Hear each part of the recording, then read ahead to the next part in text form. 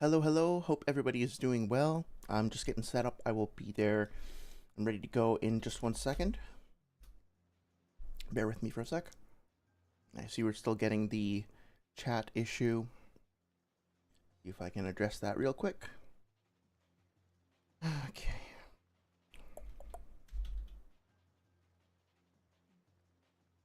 Okay, so maybe not. I'm not entirely sure. Anyway, hello everyone. Hope you guys are doing well. Hope you've had a wonderful weekend. Tonight we are going to be talking about Naruto, of course. I lost my train of thought. We're going to be talking about Kakuzu versus Minato.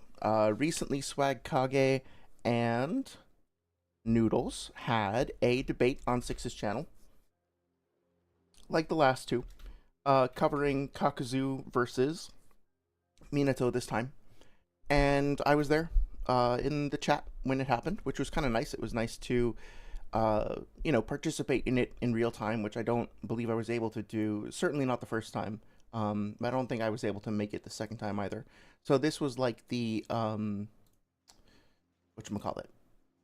This is like the end of the trilogy, I think is how they were describing it. So, I was there and it was fun. It was interesting. It was I would say disappointing, but at the same time it's like I kind of knew what to expect based on, my analysis of the previous debates. And so it was kind of par for the course. But I thought it would be interesting to talk about because, I mean, hey, like one of the biggest, the longest, the most research and work intensive thing that I've done for this channel has been a review of their previous debate. So I think it would be nice to conclude the trilogy by talking about this while the stuff is fresh. Before I catch up with chat and launch into the debate, let me just get a little bit of housekeeping out of the way and state my intentions for people who might be coming across this without knowing much about me or my channel, or just as a general brief overview. So, I have been following this little debate scene for a couple of years now. I made a video analysis that's still up of SwagKage and Noodles' last debate on Itachi versus Pain, and I've been doing some debate reviews on Naruto stuff for a while now. And just to be totally transparent, I am not a fan of Noodles. If you have come across this channel before, you've engaged with me at all, you've probably heard me complain about Noodles' approach to rhetoric, his overall style of argumentation, his lack of comprehension of the series. I find that at the very least, I'll say his persona. Yeah, let me clarify that when I say Noodles, I don't know who he is as a person. I don't know his name. I don't know anything about him. So what I'm talking about is this persona, right? So benefit of the doubt, he claims that he's a normal person and he's like a chill dude in real life, off platform, so to speak. Who knows? But I'm gonna say I don't like Noodles. I don't like what he does. I don't like what Swag did here, referring to their personas, understanding that there may be some like performance art involved, if you want to call it that. Okay, so basically my problem with the Naruto debate scene and the reason why I started making videos in the first place is largely to acknowledge that, in my opinion, while competitive debating can be fun, it can often lead to a misunderstanding and misrepresentation of the source material, which can lead to people getting confused about the series, which can lead to people fighting about the series. I would like to see less fighting, and I would like to see less disagreement and misunderstanding in general, which is why, like, a big part of the motivation that leads me to do this in the first place. I also just like using it as an excuse to better understand the series. Because if people talk about Minato and they mention a jutsu of his and I'm not familiar with it, okay, well, before I yap, before I start arguing back or telling anybody they're stupid or whatever, I'm probably going to go check and look to see what this is all about and learn more about the characters. So, I think that even if you disagree with the conduct and the argumentation that people use for these sorts of things, I think you can still learn something by using it as a jumping off point to then go like fact check stuff. However, I do want to say that I'm going to try to focus more on the argumentation this time. I'm really going to try to narrow down on like because we've been over the Kakuzu stuff, especially so many times before. I'll obviously point out things that I don't agree with, and like I have, the Minato one shot pulled up, I have some other reference chapters pulled up, but we're not going to go through every single thing and be like, okay, here's an hour-long debunk of what it means to be a perfect Jinchuriki or whatever, right? Mostly just going to focus on whether or not either person defended or like asserted their topic effectively. more so than the accuracy, but we'll talk about the accuracy too. Hopefully that makes sense. I basically I just want to my reaction to this debate overall was like, okay, we're still stuck with a lot of like head-butting debate meta tactics that are getting in the way of understanding, and I would like for us as a community to try to grow beyond that and to get over that. And so we're going to be focusing on like, okay, this is a learning tool, this is a teaching tool, right? This is an opportunity for us to learn what mistakes are being made and what to maybe do better. That being said, my verdict on the debate, I don't think that there's a clear winner.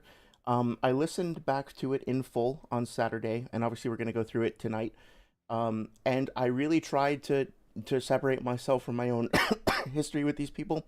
By the way, I have traditionally also not been a fan of SwagKage's conduct in a lot of ways. So this isn't a I am a Swag stan and I'm here to defend him. Like no, like I don't by default stand with him on anything, right? Like I I really find the conduct and the argumentation from time to time from both of these individuals to be quite annoying. Sometimes one of them will be slightly better than the other, but I'm not taking sides here. That being said, my verdict is that I don't think that there's a clear winner, but I think SwagKage has an edge. Basically, from what I recall, and fact check what I'm about to say as we go through the stream tonight. What I recall and what I have in my notes is that Noodles never really finished his scaling chain. Noodles has this perspective where basically I think the meta that he learned in terms of debating was okay, person one starts off, person one starts talking, and that person will get their character as high as they can, right? So if I'm arguing for, I don't know, Sasuke, I'll say Sasuke scales to Datara, Datara is an Akatsuki member, Akatsuki members fight Biju, so Sasuke is Biju level, boom, there you go. Now, if you want to argue for, I don't know, Kisame against Sasuke, then you're gonna have to get Kisame over Biju level, right? So basically, it's like a contest of who can get their character the highest, or you can like chain scale it to be like, okay, well, Kisame is like relative to Killer B, and Killer B is over Sasuke, right? So, but like it seems like the approach that Noodles took here was okay. I'm gonna get my character to Biju level, and then I'm gonna bank on Sasuke Swag not being able to get his character up to or beyond that level. Something important to note is that like if you're on the affirmative for a given position, you are making a claim, and that claim, once you state it, you inherit the burden of proof on it. Ostensibly, in a power scaling debate, if I am arguing for Kakuzu, what I'm saying is I think that Kakuzu is more likely to win in a fight against Minato than Minato is to beat Kakuzu, right? So, in order to establish that claim, I have to demonstrate not just that Kakuzu is really strong, but how he's going to apply that strength and how he's going to be able to manifest, for lack of a better word, that strength in a fight specifically against Minato. It doesn't. If I scale Kakuzu to multi triple universal mega ultra plus, but I don't mention how that level actually correlates to Minato, then I haven't actually completed my hypothesis. I haven't actually substantiated my claim. It's incomplete. So I don't think Noodles ever finished his chain of argumentation. We go back a couple of weeks when we were talking about or last week I think it was, about Batman. Like I think Noodles did better than Batman in an overall sense, but Batman still had like a chain, right? It was, I forget what it was, but it was like Lee over Neji, Neji over Naruto, over Kimimaro, Kimimaro over Naruto, Naruto over Sasuke, blah blah, whatever it was. He had a finished chain that started with his character on the top and ended with his opponent's character on the bottom. That's kind of mandatory for this sort of thing. And I don't think that Noodles accomplished that. Now, Swag also didn't really do that in a way. I'm not 100% sure about this. We'll have to fact check it as we go. But I can't recall Swag doing that either. But if you put together all of the pieces of what Swag said over the course of the debate, I think he basically got there without being explicit about it. So he said that like he was like arguing that Naruto is like was superior to Kakuzu. And then Naruto had to go through all this training to level up to get to Minato's level. Minato was essentially narratively represented as several rungs higher up on the ladder than Naruto. So Minato over Naruto, Naruto over Kakuzu means Minato over Kakuzu. And I think that he did basically establish that. He just never laid it out as clearly and succinctly as that, but I could be wrong. With that being said, let me catch up on chat and let's get into it. We're gonna listen through the debate. I think for the interest in time, I would like to try to get through this tonight. It's probably naive of me, but I am going to be playing the debate back, I think at 1.5x speed, and I'm going to be skipping through parts that, let's try 1.25 first. I'm going to be skipping through parts that, where they're just arguing, or they're talking over each other, stuff like that, or there's pauses. That being said, the original debate is like 2.5 hours long. The video itself that Six uploaded is about 4 hours long, but a lot of this is chatting after the fact. So if you want to experience the debate in full and you want to get all of the answers without whatchamacallit, my interruption, or without things getting cut off or fragmented or whatever, please go watch the debate on Six's channel and you get the full picture. You also get the commentary from him at various points throughout. Also, if you would prefer, Noodles has uploaded his fucking like his own version of the debate on his channel, which does not have Six's commentary. So up to you, whoever you would prefer. Go ahead and watch the version that you want to watch. Yeah, with that all being said, I think we're going to get started really soon. So let me just check up on chat real quick and then we'll go. Hey there, Shinigami. Hey there, Ursa. It's good to see both of you. Shinigami says, hey, yo, how is stuff? It's going okay. It's going okay. I've been having a pretty chill week overall. I was sick a little bit, but I got over it, and now I'm just enjoying the nice weather. It's been really, really fucking hot here, but we had a nice cool day, so I spent a lot of time outside with my dog, just playing ball, doing some training stuff. It was fun. I'm gonna be drawing and working on my Light vs. Itachi script. Fuck yeah, dude. I'm excited to know that you are still working on that. I see your message in Discord. That's a fucking hilarious title. I'll have to check that out after the stream. That's cool. Thank you for sharing that. You want to talk some intelligence stuff with you if possible? I think it would be better if we talked about that on Discord after, because this is going to be a long debate and I really want to try to get through it tonight, so I'm probably going to be a little bit more laser focused. Hey there. Yeah, hey there, so it's good to see you too. The Bear Moon, saw my stuff in DMs, Lord of the Rings. Oh, that's cool. What, I'm still listening through The Fellowship with my partner. I'd be curious if you have a preference of the books versus the films. I think I remember them being better than they were. Like, the first one is excellent. The second one just felt like, I don't know. I remember it being immaculate. And when I watched it, like a few weeks ago, month or so ago, I really didn't like it nearly as much as I had done previously. So I guess my perspective shifted over time, but we'll see. Let's see. Hating on Naruto's persona is valid. I think that he almost like invites it like very deliberately. Like, honestly, if you're screaming about essaying someone over a Naruto debate live in front of an audience of dozens, if not hundreds of people, multiple times, like, you know, it's like, okay, if you're gonna put that out there into the environment, you should be able to handle a little bit of constructive criticism coming back your way. You should be able to handle a lot more than that. But yeah, I don't think anything I say tonight is going to be unfair. Obviously, you guys are welcome to challenge me on that. This isn't like a character assassination thing. But if I do perceive someone as acting like a fucking spoiled brat and a belligerent asshole, I'm going to say that. And just understand, right? Like, Noodles or whoever else might be listening to this, it's intended as feedback. It's not intended to make you feel sad and go cry and like hate yourself or anything like that. It's intended, politely but firmly, to say, grow the fuck up and do better, please and thank you. Like, seriously. Hopefully that's understood. Hopefully it's understood that this isn't personal, but it does need to. I do need to be firm and emphatic, because it's important that I emphasize like how important some of this stuff is, at least to me. Karibo would hate my Bleach versus Naruto and intelligence takes. I wonder why that is. Do you guys not agree with each other often? Press X to doubt if you believe Noodles claimed he's chill. I'm gonna get like a macro button that just like spams X the whole fucking debate. 1 second, sorry, I got a cough. I'm gonna mute Mike.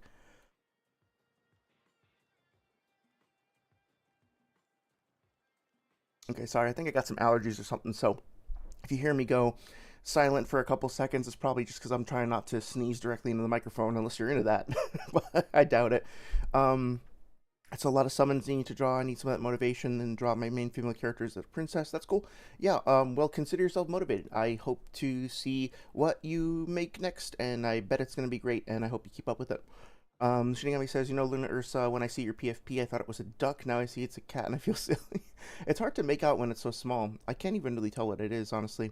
But it looks cool. Oh, wait, no, I think I see the cat, yeah. You were today years old when learning Tolkien hated Dune. I heard about that recently, yeah. Important video to share about Death Note with you. Yeah, I saw that in Discord. That's cool. Did Hell Knight take showers together when they were chained up? I bet they did. I mean, like, honestly, like, when I I think when it comes to showering and bathing, nudity in that context is not viewed the same in other cultures as it is here. Just my experience, but I went to a couple of bathhouses when I went to Japan, and like there were kids there. There was like big open public space, right? So there were kids there, there were old people there. They were just like, you know, everybody in between, just taking baths, minding their own business. It's like it's not like the same as it is over here, as long as nobody's being creepy. But I think it's just that there's a cultural difference in terms of that kind of nudity, which I won't comment on further. I just think it's like it would not be weird, I think, culturally for them to do that, if that makes any sense. It wouldn't necessarily have the same kind of tension or connotations as it might in the West. Let's see. Gonna read the book soon. Yeah, go for it. Let me know what you think. Hey there, Slimy Orb. Hope you are doing well. It's good to see you. I'm doing okay, thanks. I have a little bit of a sorry, a cough or a sneeze or something. I think I got some allergies, but I'll try to keep that shit away from the mic so it won't bother you guys too much. But yeah, feeling pretty good overall.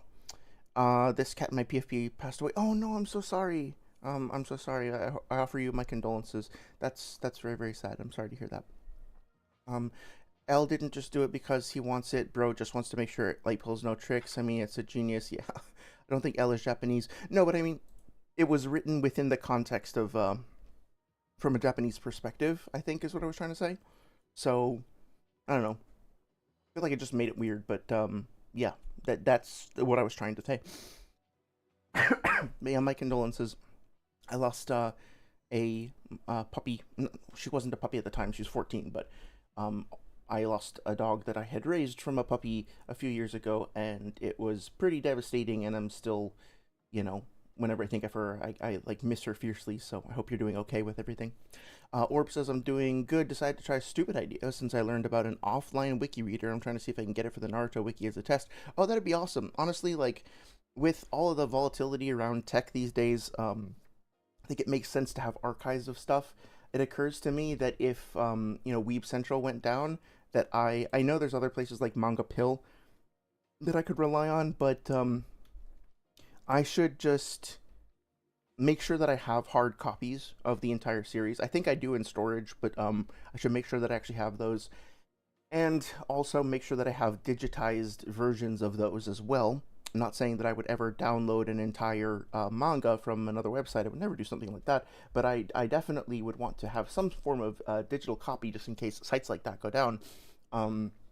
So yeah, I think it is probably a good idea. I think we might be a little complacent when it comes to relying on online sources for things. Minato was glazed in VSB for his intelligence. I mean, like, Minato, I don't know why, but Minato, I think... Well, okay, I do know why. Minato in the series, I think, is narratively represented as, like, some sort of a demigod, essentially, right? And so he gets that reputation. But then when it comes to actually, trying to identify feats for him, especially in the war arc, I don't think his showings are as good as the reputation that precedes him, if that makes sense. Also, apologies to anybody who is watching the vertical stream. I will fully acknowledge that in the preview it doesn't really look good. So again, I decided to hit the button, to hit the switch to turn the vertical stream on because I thought, hey, it's here, why not at least try it? But if it looks like shit, feel free to leave me a comment, and you're probably right, it probably does. Hopefully it won't be too disruptive since this is mostly an audio focused stream anyway, but hopefully this week I will take the time to actually learn what the fuck I am doing with it. And the thing is, like, this is probably just me being dumb, but I don't even know how to like watch the stream back in vertical mode right now. So I was trying to figure that out earlier and I just got lazy and didn't stick with it. I apologize. Same thing with the chat widget. Chat is active. If you guys are watching the VOD back and you want to read through chat, like, just use YouTube's built-in chat replay, whatever it's called for now. And I'll get the widget back up and running this week as well.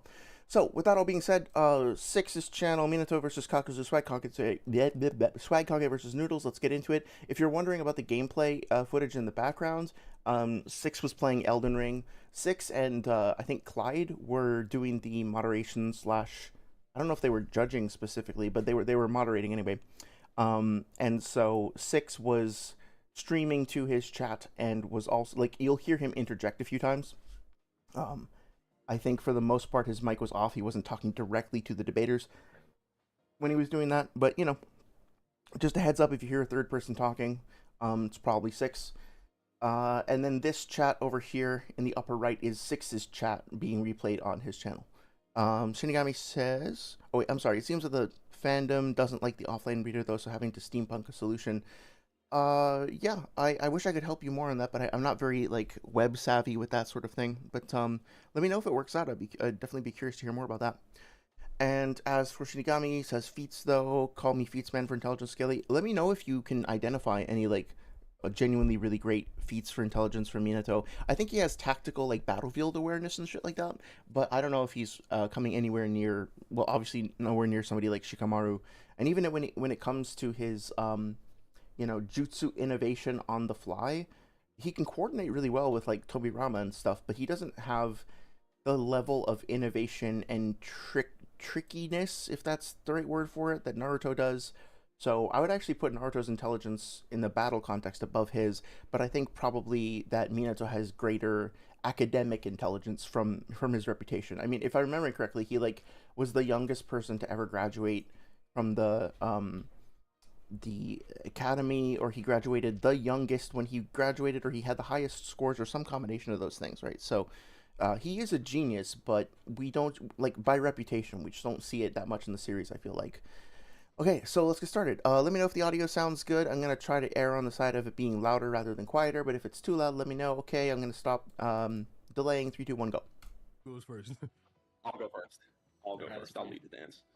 Okay, so I guess the first thing I'm going to talk about is Kakuzu's strength and maybe durability. Is that cool? Sure. Keeping in mind, I am going to go at 1.25x for now. Okay. Obviously, I think that... Orb says, I think Minato basically figuring out the main weakness for Kamui in like 2 seconds is a good feat, but so did Fu and Torune. Yeah, that's fair. That's a good point. I can't say Minato over Orochimaru, says I would say Orochimaru is smarter if it weren't for the plot. That's fair. That's fair too. Akatsuki's narrative purpose and goal in Naruto is to quite literally beat down Biju, take them alive, bring them back to the Akatsuki compound and suck out all their Biju juice. I do think it's hilarious that he called it Biju juice. Also, that's part of it, but I think it's sort of myopic to say that about the Akatsuki overall. The missions that the Akatsuki members are assigned to go on involve sometimes going and collecting Biju, but also they do a lot of like bounty hunting, they do contract missions and assassinations and stuff like that, and the narrative purpose of the Akatsuki extends way beyond just collecting Biju. I think what he's saying is that like part of the duties of the Akatsuki member is that they're expected to collect Biju, and therefore he's saying that like they need to be relative to Biju overall, but reducing the entire function of the Akatsuki to that is a mistake. I'm going to give the benefit of the doubt that he just misspoke, but yeah, there's a whole lot more narrative context to what the Akatsuki is and what it stands for and what the narrative purpose of it is beyond just like collecting Biju for their juices. And I believe that Kakuzu scales above a Biju and a Jinchuriki. And I have evidence from this in the data book, if you want to see that. I have a couple different statements that we can use. Yeah, that's fine. Do you agree that he's Biju level? I don't know. Let's see. You don't know? I think it was good for Swag to not necessarily agree to that. This is definitely... The debate environment is definitely like anything you say can and will be held against you type thing. Check. Okay. Let's see if I can take down Bale. I've been notoriously, since our very famous last debate, on an anti-Kakuzu here. Yeah, that is a very real risk. Like, if you wind up misrepresenting a character and being an obnoxious, like, jerk about it, you can wind up getting people to hate a character that you like. So I think it's like, there are plenty of people that I've seen in comments and stuff like that being like, I can't stand Kakuzu because of the way that the community treats him. But the same is true of Minato. A lot of people just don't like him because he's overglazed, right? So I think Madara as well. So don't let that ruin it for you, I guess. Slimy Orb says, I think Minato, yeah. Don't, sorry, Shinigami says, I don't claim L is smarter just because he figured out Death Note's mechanisms without knowing about it. I see where you're coming from, yeah. It's also because of other certain feats that build up upon the other to the point of getting to where we are at with where I scale L, such as this feat where, as a 6-year-old, he increased Watari's assets 20,000 times. I think you mentioned that before, yeah, that makes a lot of sense. Slimy Orb says, also speaking of the Akatsuki, when I got to the feat of A3 fighting on par with a Biju, I just thought, I guess that would be accurate since Datara one-shot a Biju, so you wouldn't be on par.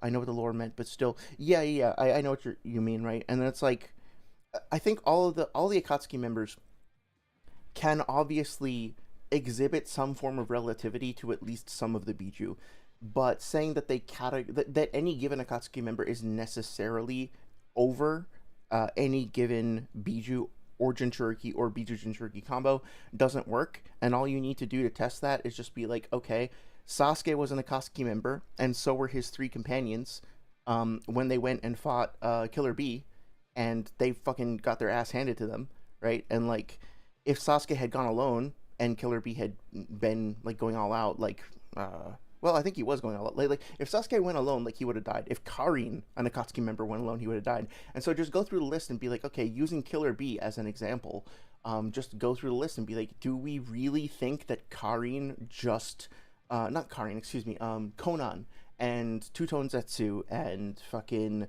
Hidan, like, do we really think that they all just beat them because of this, beat Killer Bee because of this statement? Even Kakuzu, like, Kakuzu's best, like, Noodles argues so hard for Kakuzu's best asset being his durability, to the point where I think at one point in the debate he says, like, Kakuzu isn't really all that fast. The one thing, the thing that he has mostly going for him is his durability. It's like, well, his durability feats mostly come from diamond armor. So, fuck, I said it myself. Fuck, it got into my head. Diamond morph. There's no such thing as diamond armor. Diamond morph.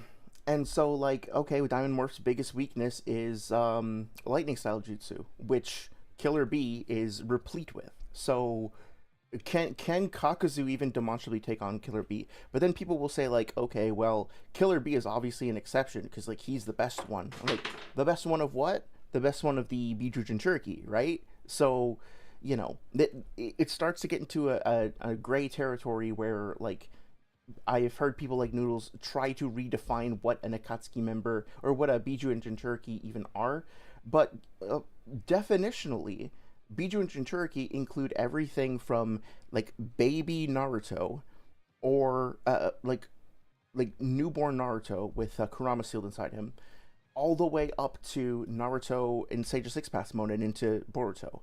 So, like, Biju level, Jinchuriki level is not a definite term, and that's my biggest objection with Noodle's whole position here, is that he never really quantifies what Biju level means. Six actually points that out a couple times, and as far as I'm concerned, like, Swag could have capitalized on that, you know, and didn't sufficiently. But, well, let me reserve judgment until we get a little further in. Slimy Orb says, I know what the lore means, but still, Suigetsu is physically Biju level when in a lake. Yeah, I mean, like, he did tank the Biju bomb, right? Or, I don't know if he tanked it no-cell style. He seemed to take some damage from it, but he also survived it. So, yeah, under certain circumstances, you could argue that, but, like, I think that the implication of that statement is, well, we could split hairs, non-derogatory. We could, like, get into the fine details of what exactly the databook means when it says that these characters are stronger than a Biju, because the term strong could refer to physical strength, it could refer to overall strength, and so you could have, you know, like, Sasori might not have the same kind of combat strength as somebody like Kakuzu, maybe. Certainly doesn't seem to have the same level of DC feats as somebody like Datara, but his poison might be able to kill Killer Bee. Like, he might be able to kill other characters that other Akatsuki members aren't able to with his poison, but those other Akatsuki members might be able to stomp him, right? So I do agree with Noodles' prior assessment that fights in Naruto aren't necessarily, you know, just power level based, like numerical based. There are asymmetrical matchups. It's like, you know, fucking rock, paper, scissors, shotgun, dishwasher, whatever. Like, Hey, Loha, it's good to see you. Hope you're doing well. Loha says, I don't know if this was or got mentioned, but we could argue that the fact that the Akatsuki works in duos means that they're expected to not be Biju Jinchuriki level alone, therefore Kakuzu is below Baby Naruto. Yes. Yeah, I was going to bring that up, actually. There is another statement in that same page that Noodles brings up that he doesn't seem to really want to engage with much, which is that Pain sends them out in duos, and the statement, which I think will show up on screen here in a second, the statement says that, like, when the two of them team up and go out together, their leader believes that they cannot lose to a Biju and Jinchuriki, right? So if you read the whole thing in context, it's pretty clear that what it's saying is, like, they are, you know, when they go out to fight against a Jinchuriki, they are effective. And here's the thing, but when they go out, they do so in pairs. And here's the thing, I think that probably Itachi, and maybe even Kisame, could beat any Biju Jinchuriki combo at that point in the story, like before Naruto gets KCM unlocked, like KCM 2 especially. They could probably 1v1 any of the Biju Jinchuriki combos, and they could probably win, because they're just that cracked. But Datara, I don't know. Hidan, I don't know. Like, there are some who could maybe even go like 1v6, you know, like who could solo the like all the Edo Jinchuriki at the same time. But there are some who might not be able to beat any of them. It really depends on the matchup, right? So if I would actually look at that statement as a piece of evidence against the credibility of the data books, as opposed to just using that as an argument, because it really just does not reflect any kind of in-depth analysis of what those potential matchups might be. And the funny thing is, I think they do actually talk about that in the debate. Like, they kind of brush against it, at least. So shout out to them for acknowledging it, kinda, but it never really gets fully explored enough. I think Swag could have just used that to shut the whole thing down, but he just sort of just gently brushed it and then went on, you know. Who can lie better, lighter? Noodles, asked Shinigami. I don't know about that. I don't know. They both have their different styles, so it's apples and oranges, I guess. Light made a better plan. I mean, obviously, fuck, what am I talking about? Obviously, Light. Like, Light is much more intelligent, much more tactically efficient, much more, like, better at planning multiple steps ahead, right? Like, he's just, he's, like, fucking on a completely different tier of intelligence and tactics and stuff like that.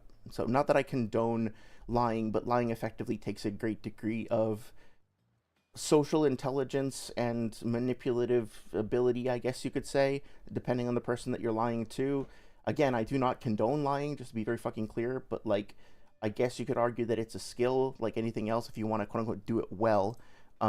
So yeah, I would never give fucking Noodles the edge over fucking L, obviously, or Light. I'm sorry, Light.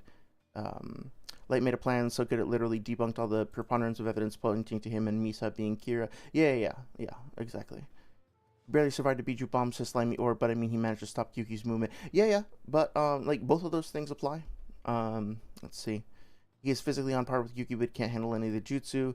Well, I think, yeah, I mean, like, so if they were going up together one-on-one, I think obviously Killer Bee would win. But at the same time, if you want to just say that he's relative, and relativity implies level. So, like, you know, Naruto and fuck, I don't know. Pick any two characters and say that they can clash with each other and perceive each other and stuff like that. Then that means that they're relative. Then and because they are on the, because they're able to clash with each other effectively, then they are relative, and that means they are both in the same level tier or level category. I would probably accept that. It's like these terms are for convenience anyway. They're not like super precise, right? So, yeah, let's keep going. I don't like it anymore. It's all I'm sorry. Could Hidan's curse work on Biju? That is the question. I think it can work on anything that he can get blood from, and Gyuki does appear to bleed in the war arc, but it's weird because technically speaking, all the Biju are just quote-unquote lumps of concentrated chakra. Karin calls them chakra monsters. But at the same time, like, I don't think that Kurama's fur is quote-unquote just chakra, like under an illusion or something like that. Like, I think, like, his fangs and nails aren't just, like, hardened chakra, or if they are chakra that has fully hardened into actual teeth, you know what I mean? So, I think that they probably do have, and also like Kurama can make more chakra, so I like he can mold chakra, he can run out of chakra. So saying that he's just chakra is a little weird. So yeah, I think they do. I mean, like fucking what's his name? Son Goku has a digestive tract, so I think that they probably do have some kind of anatomy that's similar, but it depends. And so they probably do bleed, but I think it also depends. Like Maratabi doesn't seem to be made out of the same material as other Biju. Like Shukaku, is he just sand, or is the sand like covering his fucking blood, like regular Tanuki anatomy underneath? Like I don't know, right? There's probably some weird things like that. And then like Isobu, right? Isobu, I don't know if Hidan's scythe is going to be able to get through the armor to get the blood. Saiken's all fucking, gloopy and globby and shit. Like, I don't know what happens if you... does a slug bleed? Like, I don't know. Does it bleed blood that could be... like, presumably there's some sort of, like, circulatory fluid in a slug. I'm sure that there is some sort of fluid like that. But, like, can Hidan pierce it with his scythe and use that for his ritual? I don't know. I don't know. If we go with the most literal interpretation, it's just blood, then probably not. I'm going to look this up because I feel like an idiot. Do slugs bleed? Yes, slugs do bleed, but they're... I was going to say that. Okay, their blood is very different from human blood. Instead of a bright red, their blood, known as hemolymph, is a pale blue, green, or yellow-gray color. So, yeah, hemolymph is different from blood. But the heme obviously implies a similar molecular composition, but it is different. So, who knows? The Biju were made via creation of all things, right? Reality, warping, magic that makes stuff using chakra. That's a good point, right? So they were made out of chakra, but they have been transformed into something that is more than, quote-unquote, just chakra. That's a good point, says Loha. And then the Slimy Orb says, I choose to headcanon now that tiny Shikaku in Boruto is the true size of Shikaku. I don't think I've even seen him in Boruto. Did he show up recently? But let's continue. Your fault. He didn't do nothing. Okay, here's one. It says, hard and skillful master is even stronger than Jinchuriki. Here's another one.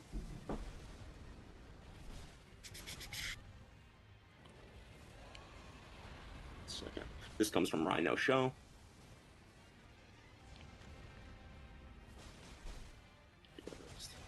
I'm going to skip ahead a little bit while they're fighting scans. As much as I enjoy the, 480p Bale fight. Okay, so that's the one. All members of Akatsuki have high combat capabilities who Jinchuriki fall into their hands one by one. Yeah. So, like I said, their narrative purpose is to literally beat down Jinchuriki and take them alive, mind you. So they have to, actually hold back killing intent in order to whoop their ass. Not that it matters a whole lot. Sorry, I'm also eating. I'll try to keep my lip smacks down. But I think we've talked about before, holding back doesn't necessarily mean... Or you can have killing intent... Fuck. You can go all out and act like you're trying to kill somebody, even if you don't want to kill somebody. I need to go find the evidence for this, okay? Granted, I'm assuming the burden of proof on this claim. But I swear to God, there's at least 2 or 3 references in the series where characters are like, I am not going to beat this guy unless I act as though I'm going to kill him. Because, if they hold back at all, they won't even have a chance. And they basically just have to trust that their opponent is going to be strong enough to not die, but they have to try to kill them if they even want to have a shot. The classic example of this, of course, is Naruto going at Kakashi during the bell test in chapter 6 or 7 with intent to kill, and Kakashi literally says, okay, I can tell that blow was intended to kill. Now we can get started, right? So Naruto takes Kakashi's advice and tries to actually kill him. But he doesn't want to. He's trusting that despite his best intentions, Kakashi won't actually die. So yeah. There are other examples I know, I just haven't prepped them, but I promise they're there, and I can find them if you want, at a later time. Slimy Orb says they showed up a while ago, they're just in a pot, they're sometimes in Naruto's house, and also I think they're in Himawari's favorite Biju. Oh, is it just in the anime, or are they in the manga too? So I would like to point out, just because I think it's funny, that Hidan and Kakuzu are at the bottom here. I would just like to say that for everybody. They are at the bottom of this gathering of the Akatsuki in the database. If you want to put that on stream 6. Oh, they're just at the bottom, you mean? Yeah, they're literally okay. I will say, as a piece of gentle feedback, 6, if you wind up listening to this, I do enjoy Elden Ring. It's one of my favorite games. I think your gameplay is interesting and cool, and I like your build and all that. Um, Looking at this in retrospect doesn't really help us understand the context of the debate. I think especially since you're like bringing in donos over the course of the debate, it's not too much to ask that you just put up scans, and you could even just I mean, like he does eventually put up a couple scans, but like make sure that those are the first what's the word for it, like foremost in the front, in full quality with no distractions. If you then want to play a game in the background, I would certainly appreciate it if that was minimized, or if that was like not taking up much of the screen. And especially if it's going to be crunchy like this, it's like I don't mind the eye candy at all. It's great to see. And I do appreciate Six changed the looping background because I called out that it was glitching out, and he changed that immediately. So I genuinely appreciate that. But personally, I would much rather tune into a gaming stream and watch you game in full quality, rather than see the gameplay in bad quality overlaid on top of the discussion. I would rather it be one at a time. Just my opinion as a customer, if you want to call me that, since I donated. Yeah, just some gentle feedback for the future. Slimy Orb says, I don't know about the manga, but I do know in the anime. Hey there, Howard. It's good to see you. Hope you are doing well. Yeah, having a pretty good weekend. Excited to be talking about about this stuff again. How have things been on your end, man? Hope you're doing good. No, not even on there, right? So at least it refers to Kakuzu. We'll say at least it refers to him as not not much of an endorsement, but okay, not a big deal. And also the other one only shows Kakuzu. So Yeah. I think Kakuzu definitively scales to be Jinjin Shirky. Obviously, he beat Yugito. Fuck, bro. Well, no, he didn't beat. So the other thing, I don't think Six ever shows the scan. The other thing that Noodles is talking about is that promotional like flyer thing, or not flyer, but it's like that little mini handbook that was held out as part of a promotional handed out as part of a promotional event. I have that on my shelf somewhere. If you guys want to see the scan that he's talking about, I can upload it to the Discord, or I can show it later. But basically, it's just like the one with a little picture of Kakuzu in the bottom right, and it just says basically the same thing, right? Like, here is a picture of Kakuzu. He's an Akatsuki member. The Akatsuki members capture Biju and Jinchuriki. They fall into their hands one by one or something like that. So for the record, I know what he's talking about. We didn't happen to see it on screen, but hey, at least he brought forward the piece of evidence. He was prepared with it, and he demonstrated it, right? Cloud Axel, it's good to see you, Cloud. Hope you are doing well. Cloud says, and Saint Seiya said that if two gold saints fight, they will fight for 1,000 days or both kill each other. In the manga, the Leo saint was defeated by the Pope while he was fighting Virgo Shaka. If Saria stops by later, you should talk to her about that, because she's like a big Saint Seiya fan. Slimy Orb, but yeah, that's cool to know. Slimy Orb says, if you think about it, Kakuzu fought against Hashirama and survived, so Kakuzu is stronger than Madara. Well, we're gonna get to that, but I guess just to jump ahead a little bit, I think it was on page... So this is the Minato one-shot. This is called The World Within the Spiral, and you can read it on the official Naruto website for free. But I want to just point out that over the course of this fucking whatchamacallit, over the course of this manga, just as a very brief overview, we have Minato who like starts, like, he goes off for training, and he trains with Jiraiya, and as he's training with Jiraiya, he's specifically working to develop the Rasengan. He hasn't done so yet. Okay, so he's clearly made at least 1, 2, 3, 4, 5 attempts. He looks pretty messed up. He's like, well, not messed up, but he's like dirty, he's sweating, he's like panting and like literally wheezing, right? So he's clearly been working hard at this for a while, and he's trying out this new jutsu that is like quite challenging, quite difficult, like unfinished, right?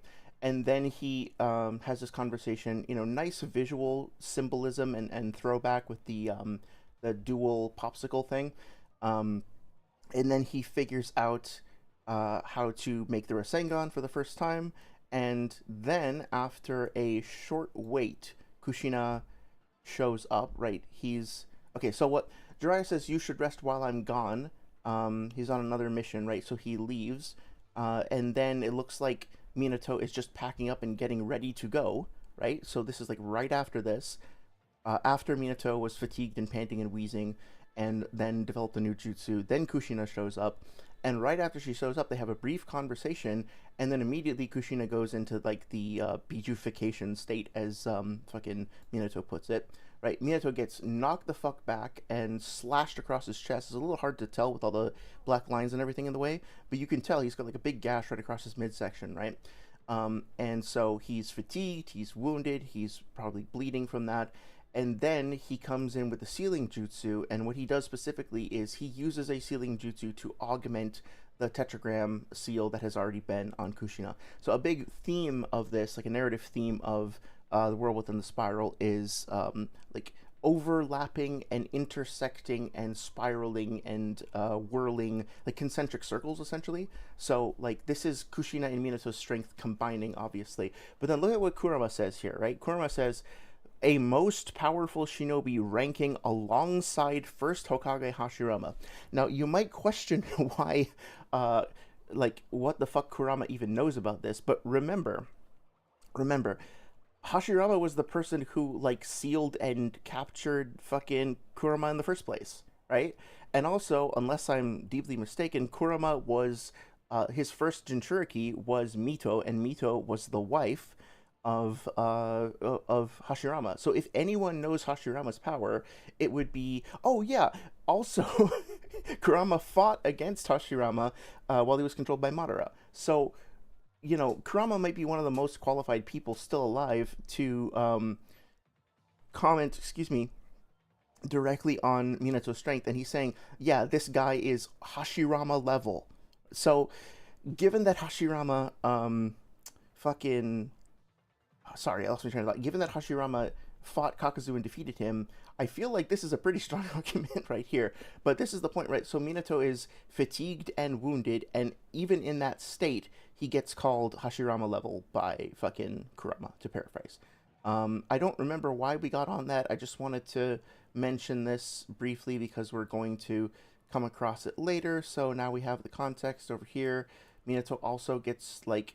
Oh yeah, so when Minato is in the mental scape, the mindscape, or whatever, keep in mind, he just got, like, punched through the chest from Kushina's bijufied mode, right?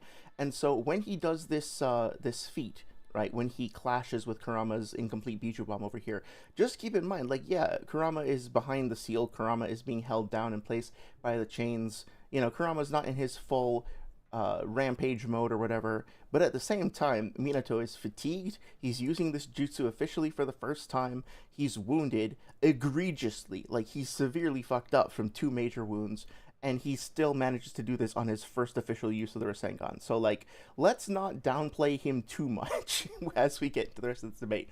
But yeah, we'll get back into the debate in a second. Let me just catch up on chat. Howard says, work has kept me busy with assignments, but also stories that are crazy. Oh, that's awesome. To be honest, if you're still on what should be on the layout, you could just have 6 keep 2 AI images of Minato and Kakuzu. That could work too. I mean, like, look, I don't mind the footage. It's nice to have some eye candy and not just be staring, you know, no shade to Serenity or anybody else, but sometimes people will just upload, like, with a black screen or whatever. Really, I just want to be able to clearly see scans in decent quality so people have the context for what is being shared by the debaters. Anything other than that, I really don't care what's excuse me, I really don't care what's going on other than that, as long as that condition is satisfied. So yeah, but I hope you're doing well, Howard. Let's see. Think about a Kakuzu fought against Hashirama. Oh yeah, that's what we were talking about that. Shinigami says, I agree with that. Slimy Orb, anything to slander that. Okay. Oh, hey there, Abyss Hope. How are you doing? What's up with you? I hope you're doing well. I think, yeah, you had left a comment asking me to react to the Batman debate. Was that right? Hopefully you enjoyed that if you got a chance to check that out. But yeah, I think once we finish this debate, like, either... honestly, this will probably be a 2-parter, so it'll probably be next Sunday, but I do want to go back and talk about Six's scaling, because I feel like I didn't even get to his arguments in the debate with him and Batman, so still have more to come on there. Saria says, oh, it's good to see you, Saria. I'm here just lurking. I'm having a conversation with Alexis. Okay, cool. Yeah, no worries. Just Saint Seiya was mentioned, so I had to to make sure you were aware. Slimy Orb says, I love Shadowy Kurama. I wish that showed up more. Yeah, it's a really cool design. And honestly, the this design of Kurama here, or of Kushina, sorry, I love this aesthetic. I wish we got to see more of this shit, like the partial fox thing. I really enjoy that. Let's see. Aside from that, Oden Ramen Pack Noodles needs to stop thinking SwagKage has merit to it because he's now 0-3. Yeah. I think he's debating SwagKage. Yeah, that makes sense. I was talking to somebody about this in the comments as well. I think that the reason why he does it is because, again, like, I'm guessing, not to speak for the motherfucker, but I think that the reason why he does it is because if he can demonstrate to his core audience that, like, convince them specifically, his demographic, that he is better than popular person, it doesn't really matter if he is correct or not, or if he's, like, accurately representing the series or whatever. His whole goal is just to show that he, in some capacity, is better than other person. And so he's like, okay, how can I demonstrate my superiority to this other person on the internet? Oh, I can do so by this means, so that's what I'm going to do, right? But the real motivation, as far as I can tell, is not a genuine understanding of the series. It's the theatricality of a simulated fight, essentially. Hopefully that makes sense. Don't call them Oden. Oden from One Piece is too cool a guy to be compared to Noodles. Yeah, can you remind me? I think we were calling him, like, burnt toast for a second. I don't remember where the Oden thing comes from. But yeah, I love Shadowy Kurama. Yeah, we talked about that. Don't call them Oden. Hi there, One Smart. Hope you're doing well. It's good to see you. I call him trash can. How far are we into the debate? Not much, like 2 or 3 minutes. We're still, we did our usual, like, round of chatting and catching up, and then we checked out the world in the spiral, and so we're kind of just picking up right now. Kurama has been through a lot. True, he's had a rough time of it. Loa says, never really thought about this before, but the Naruto switch with me meme would have also applied to Mito and Kushina. Yeah, that makes sense. I mean, that is essentially what's happening here, right? Like, Kurama is talking directly to Minato. Like, they're yelling at each other. Like, Kushina's, like, consciousness has been overwritten here, it seems like, or, like, pushed to the side. He's been around the block. Yeah, truly an expert at comparing Minato and Hashirama in many ways. Yeah, absolutely. Howard says, I wish I could have recorded you saying mofo to that. Lame. Thanks for the timestamp on that. Yeah, no worries. I mean, the the burnt toast. Good old BT from Tennessee. I'm going to keep the VOD up, so feel free to clip that if you want. I just, like, I say motherfucker kind of, like, semi-affectionately as well. It's just sort of like my default my default insult, I guess. Burnt toast. Yeah. I don't think the switch with me meme applies. Am I misunderstanding that? With Minato and Kushina while she has Kurama. I'm not sure. Oh yeah, let's continue. Yukito, he and Hidan took Yukito back. Hold on, Chad. Yeah, good point. I'm gonna put this So on do stream. you think that Hidan actually significantly helped him? Okay, so here's the thing. In a regular conversation between two human beings who are just treating each other like human beings, that is a perfectly reasonable question to ask, and Swag would be correct in answering it, trying to have a conversation with a fellow person on the subject of mutual interest. In a debate against somebody like Noodles, it's a really, really bad idea to answer a question like this, because the moment you answer in good faith, which you should do under any normal circumstances, but the moment you respond to something like this, somebody like Noodles is going to capitalize on that by saying, okay, you just made a positive claim, now you have to prove that. You just claimed that Hidan did X, Y, or Z over the course of this fight, so now you have to prove that. And if Swag says, oh, I don't need to prove it, it's not really, I'm not on the assertive right now, what Noodles will do is he'll say, okay, so you're conceding that point, you lost that point, I win that point. I think Noodles operates under this assumption that there's, like, a little internal scoreboard that's just constantly counting the, like, individual foibles and like fumbles or whatever over the course of a debate, and whoever makes the most mistakes, like, has more points deducted, and that counts for the final judgment. I think that none of that shit really matters. Like, if I spent the whole debate saying dumb shit, like I made 99 idiotic claims, but then at the end I was like, oh wait, fuck, I was actually wrong about all that. My bad. Here's the correct answer, and I gave the correct answer at the end. That's all that would really matter. Sure, it would be annoying to kind of go through the process of me saying a bunch of wrong shit, but the point is to get to the right answer. And, like, to put it in non nuanced terms, in the most polarized version of a debate, one person is going to be completely right and one person is going to be completely wrong, and the best possible outcome is that the person who is wrong just, like, changes their perspective and becomes right? Like, they accept that they were incorrect, and then they just, like, absorb the new information. So I think Noodles' meta, like, the way that he tries to debate, is to try to get the opponent to make as many little mistakes as possible, and then if he can just demonstrate that his opponent did that, then he has like ammunition to make fun of them or something. But that has nothing to do with whether or not the prepositions have been established, or like evidence has been established or whatever. It's really just not at all productive to a conversation. Frankly, it's kind of immature and a waste of time. But I digress. Let's see. Shinigami says Noodles is like the noodles Senku first made in the Stone Age without proper wheat. I actually don't know the backstory on that. Can you fill me in? Noodles is comparable to the ramen Senku first made in the Stone Age. Yeah, I'm not sure what you mean. He used foxtail millet since no wheat was available. That's interesting, though. That's an interesting bit of history there. Howard says it doesn't matter if the aid was significant because either just seeking outside help or a case if circumstances constituted somewhat outside the scope of what you're seen doing casually. Do you mean with fucking Hidan specifically? I'm not sure what you're referring to. Can you please paraphrase? I'm probably just missing something. Okay, yeah. So basically, I would, not that he's gonna listen to this, but if I were to give Swag advice, I would say like, don't answer those questions with somebody like Noodles. And I feel bad saying that because I feel like you should. Oh, Dr. Stone. Okay, thank you, Orb. I feel like you should just be able to have that kind of discourse. And if you watch people in professional debates, like even I'm thinking of like Dillahunty versus Peterson or something, or something like that, like Alex O'Connor versus insert any number of people he's debated, right? Like there are plenty of times over the course of the debate where they'll be like, well, what do you think about this? What's your feeling? What's your vibe on this? And the other person will respond with their opinion, and they won't like 20 minutes later be like, aha, I have it on recording, I have it on camera that you literally verbatim stated that this is like. They don't fucking do that.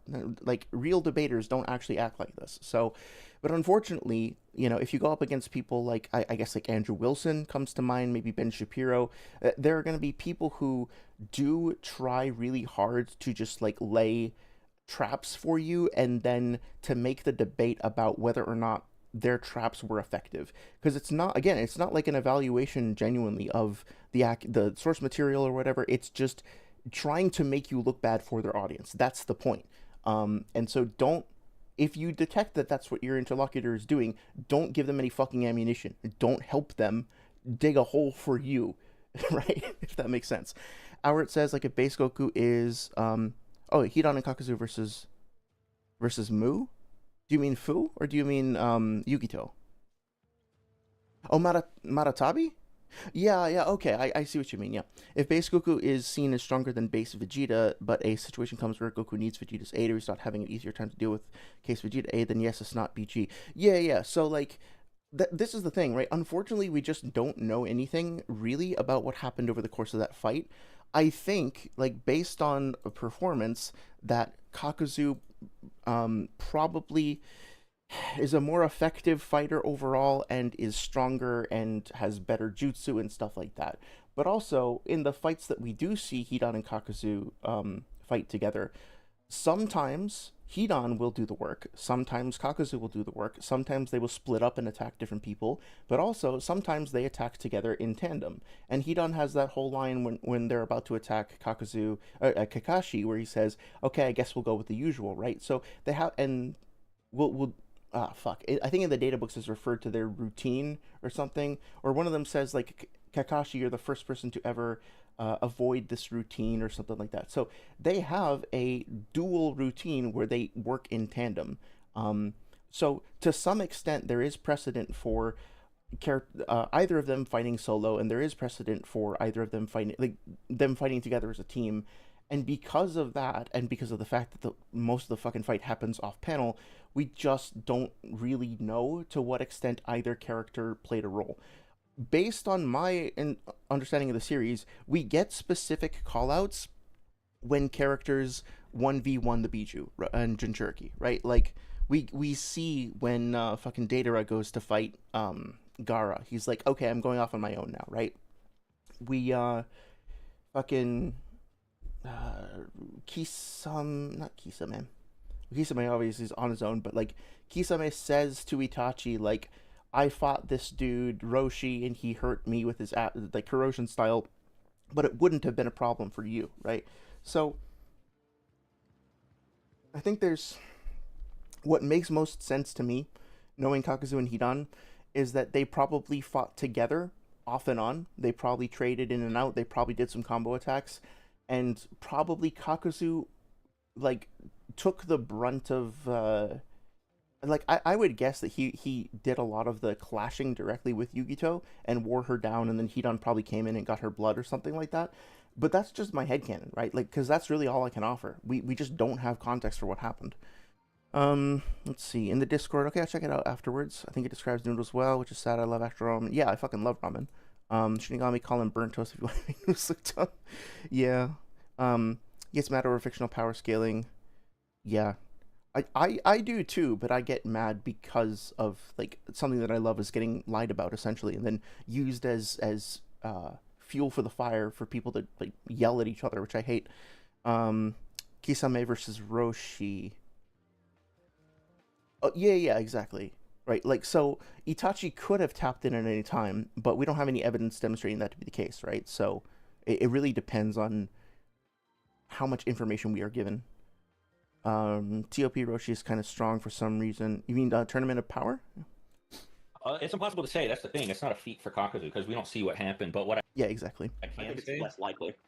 What I can say is that it took them both a really, really, really long time to take her out, and we don't know. So Swag did a good job avoiding the trap, but then he just used the wastebasket. Yeah, that's fine with me.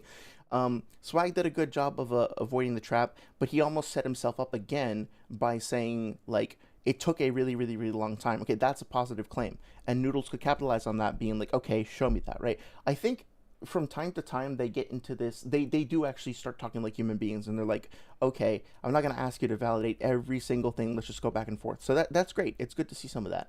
But I've seen Noodles do that sort of thing before, and if you want to play defensively, you want to protect yourself, like don't give any ammunition to your opponent, right? Let's just take a look at this. He said that people were left off of the list.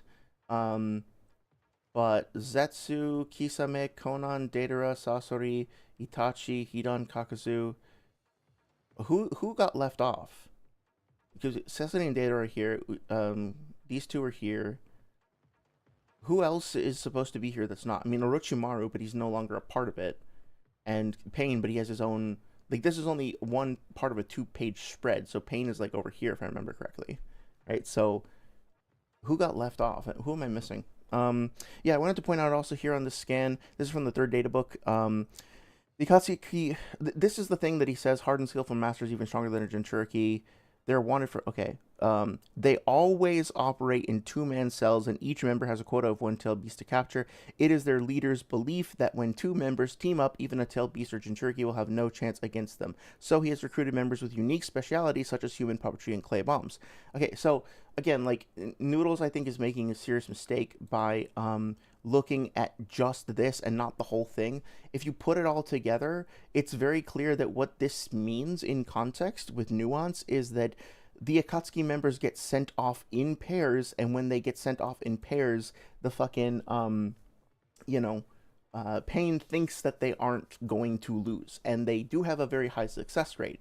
But also, something I forgot to mention before, Naruto's a Jinchuriki, and he effectively killed Kakuzu. So, yes, there's more nuance to it than that. I know he was weakened and all that, but Kakuzu had lost his hearts, but, just something to consider. What happened? Lava does hurt a lot, yeah. Corrosion style, I think, is something that I wish was explored more in the series.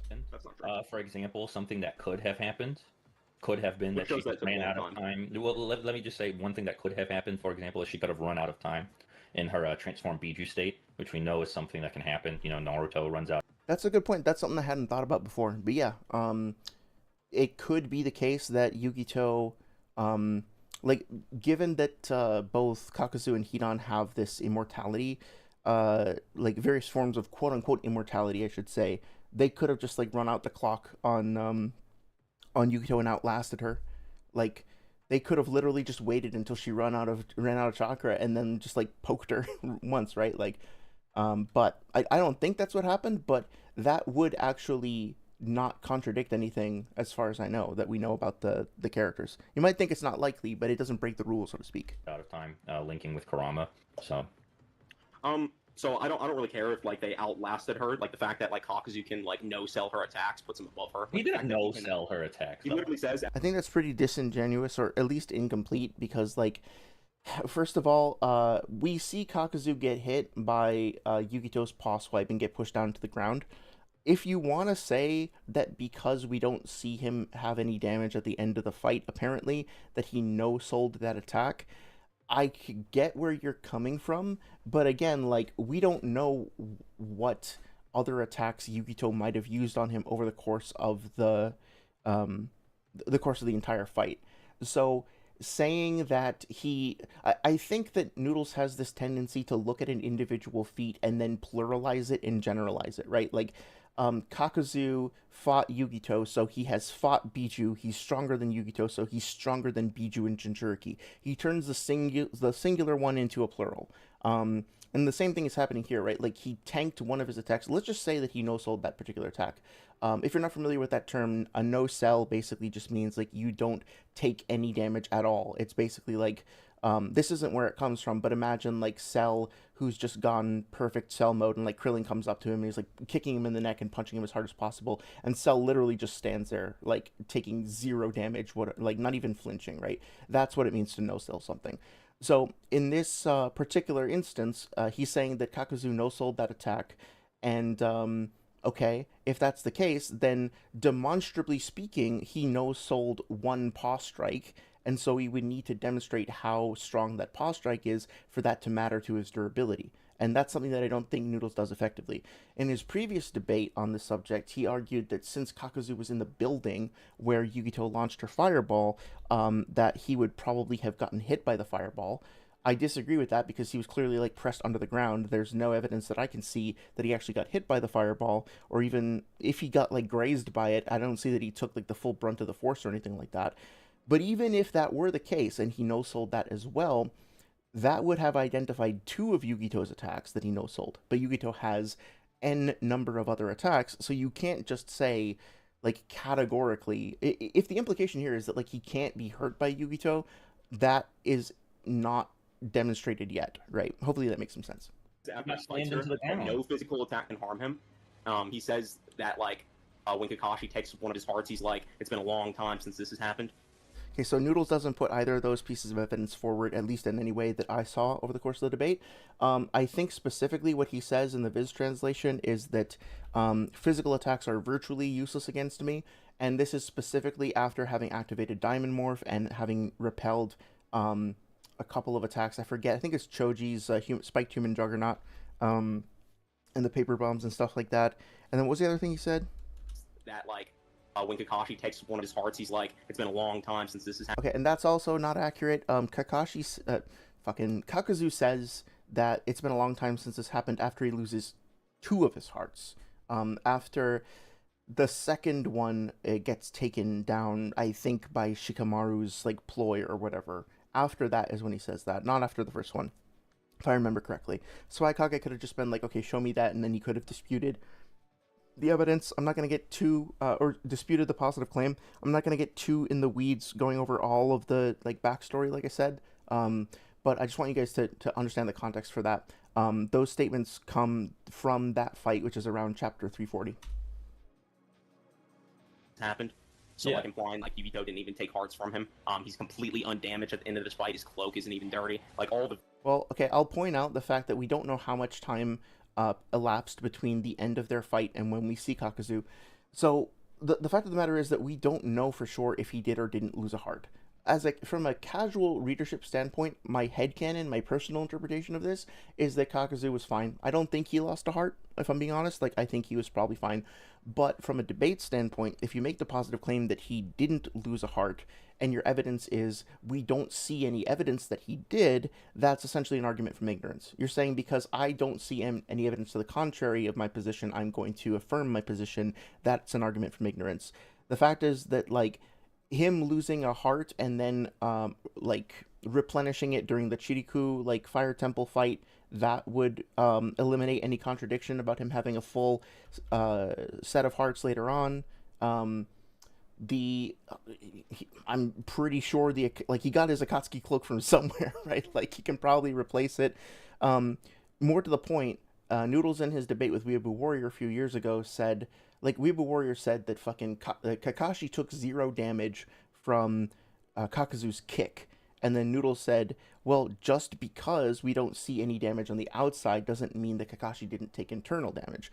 So, um, even though I also think that Kakashi didn't take appreciable damage there, Noodles was correct to point out that, like, okay, if you're making the positive claim that no damage was incurred, then you would have to demonstrate the complete lack of damage, which would include internal damage. And you can't do that or haven't done that, so this point fails. So again, all we know about Kakuzu from a debate standpoint over the course of this fight is that we don't see him take visible, appreciable damage when he's on screen. We have no idea what happened off screen. And we have no idea what happened in the interval of time between when he got hit and when he didn't. I think it's likely, I think it's a totally fine, totally reasonable interpretation to say that he didn't lose a heart and didn't really take all that much damage against Yukito. I don't personally have a problem with that. But in the context of a debate, if you're going to apply the strictures of a debate situation, then yeah, this is something that Swag could have pushed back on. Let's see. Shinigami says, I think Kakashi and Shikamaru are the best geniuses in Naruto writing-wise. Yes, in terms of overall intelligence, I think so, but I think Naruto should be in the top 5 as well. This is built like a slime ball. I don't want to make any commentary about people's appearance or any, like, I don't want to do any body shaming or anything like that, or even like make fun of people's voices or whatnot, because I think that's a bit below the belt. I'm sure people could make fun of the way that I talk and my voice, and like I'm a hefty dude, so you know, I'm sure people could find reasons to poke fun at that. So you know, I'll practice the golden rule here, and I don't think we should be making fun of those, make fun of the arguments, make fun of the attitude, make fun of the conduct, but like I would leave the personal stuff out of it. The visual evidence, even though he was What do you mean by like built like a slime ball then? clearly struggling. Yeah, slimy orifice built like a slime ball. Oh, okay. I thought when people say built like, I assume you mean like body shape, right? And I've heard other people call him fat or something in the past. I don't think that's called for. Well, slimy orb is obviously built like a slime ball, so maybe you meant it as a compliment. Because if I called slime a slime, then it would be a compliment, right? It would just be celebrating the nature of the slime ball. So yeah, sorry if I misinterpreted. By Yukito in a full perfect Jinchuriki avatar state suggests that Kakuzu did tank. I'm not gonna get into this again, but like, there's no such thing as a perfect Jinchuriki, really. Killer B is described in the 4th data book as the perfect Jinchuriki and the epitome of Jinchuriki, and then separately Danzo says that there's a couple of people, including Hashirama and Madara, and Killer B and what's his name, Yagura, who have achieved total control over the Biju. But what Danzo is saying is that, like, he's talking about like control or mastery or subjugation or whatever, which is not the relationship that Killer B has with his Biju, and all the statements about perfect Jinchuriki are specifically in reference to the cool shit that Killer B can do. So arguably there's 2 perfect Jinchuriki in the series, Killer B and KCM2 Naruto. Maybe you could like throw KCM Minato in there as well, technically, but I don't think he's quite at the same level. So Yukito is not a perfect Jinchuriki. That's not really a term that works. Noodles has said this in the past in his debate with Apollo. He said like this isn't even a real term. It's like a fan term. But yeah, we don't need to go through the whole debunk there. Just worth noting. Anchor attacks, and specifically the fact that he says no physical attack can work on him. Does Yeah. I mean, like, he doesn't say that specifically, and also I think if he says that, that's just an indictment to his own credibility. Because, like, really, honestly, are we all gonna sit here and say, like, because Kakuzu said that, we're all just going to default to believing that, like, Night Guy, like the final, like, flow attack or whatever it is that he does, that just wouldn't hurt Kakuzu at all because he said that it doesn't work on him? Like, I don't think Noodles is dumb enough to say that. I don't think Noodles genuinely believes that Night Guy wouldn't destroy that motherfucker with that, like, final, like, 8th gate kick or whatever, or even with, like, Sekizo or whatnot. Yeah, just because it's physical. We have to have a little bit more nuance and context sensitivity than that. Come on. It could have been like spamming like the like Earth armor or whatever. Yeah, sure. But you think he actually tanks her attack in base though? no, that's not showing.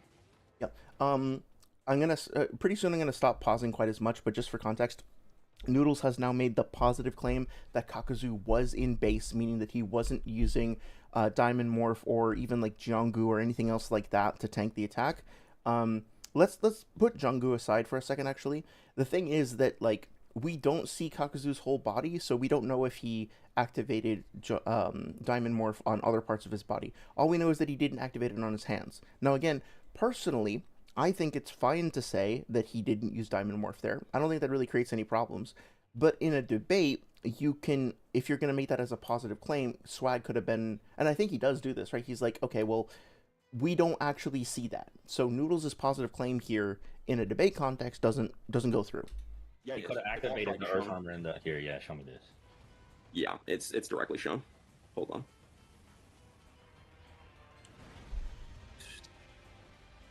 Someone in chat thinks you're Australian. Australian? No. He's probably just overlapping us there. Yeah. And that's Clyde. Well, Bill is a bitch ass nigga sometimes. So you know how his hands go black when he activates Diamond Armor, or his body does? No, I know what you're talking about. Yeah, that doesn't happen here, but it could happen after the fact. Well, I'm just saying that he no-selled her attack right here. I mean, he Because caught he the literally claw, says- and then she... Here, hold on. Let me get the other scan from the next page. Pushes him into the ground, right? Yeah. Yeah. Which, by the way, like, Swag points this out, but just as a reminder, it's not like... remember what Naruto did when Pain's Rhino was dashing at him? He, like, grabbed the horn and stopped the Rhino's charge in action, and then threw that motherfucker into the stratosphere. Obviously, I'm exaggerating, but, you know, he grabbed him and he chucked him away. Kakuzu gets pressed down into the fucking ground, right? Like, the depiction of the relativity and strength between those two characters is that Kakuzu's getting overpowered here. Like, not that that necessarily means he was hurt, but yeah, he's pressed down to the fucking earth. Compared to what Naruto does later, I mean, like, Naruto's feat is much more impressive, right? And then, like, right after this... Relative to the strength of the characters, like meaning what he's doing, what he's doing to the Rhino demonstrates a much higher level of control and power over the Rhino than what Kakuzu did to Yugito. Because, like, he could have just, like, imagine if he had enough strength and he just punched back and, like, broke Yugito's paw. Well, he didn't do that, right? He just, like, shielded himself, essentially. Hidan says he's alone, you know, like he's a cornered rat, like Kakuzu isn't there able to help him. That implies that he was hiding too, because like he's like hiding behind a rock. He said he's like a mouse in a cat and mouse game. Yeah, like they're basically trying implying to that he has like out. subservience to Yugito. He says that he's like Subservience is a really weird term. I know what he meant, but, like, he's not her fucking servant. probably too slow to hit her. That Kakuzu's usually the doer of the two, things like that. So yeah, basically he's sweating too. Like everything that Hidan does in that encounter suggests he's scared and too weak to even do anything to Yugito. And Kakuzu's like the only one that actually displays any form of relativity to her. And I don't think it's in character at all for fucking Hidan to be scared. Like, yeah, he's kind of like, maybe he doesn't want to get fucking incinerated, but also his whole thing is that he loves pain and he loves sharing pain with other people. Like, he complains about it sometimes, but also he literally gets off on it, like, I think sexually. So again, there's a lack of attention to detail in terms of the context and the character. You'd be like, oh, I think that Hidan is afraid of Yugito. He's forgetting that Hidan earlier in that same fight literally said, to Kakuzu, I wish you could kill me. I wish I could die. And then in the next fight that they had, or like the 2 fights later, he had his head cut off and he was fine. He complained about the pain, but he was fine. And then he like stabs himself through the heart or whatever, and then he like basically comes in his pants because he's getting off on the agony of it. Like, that's his whole point. I don't think he's afraid of Yugito at all. That doesn't seem to be in character. He's just being like, yeah, he's pressed by her. Yeah, he's avoiding the fire. Maybe he doesn't specifically want to get burned up.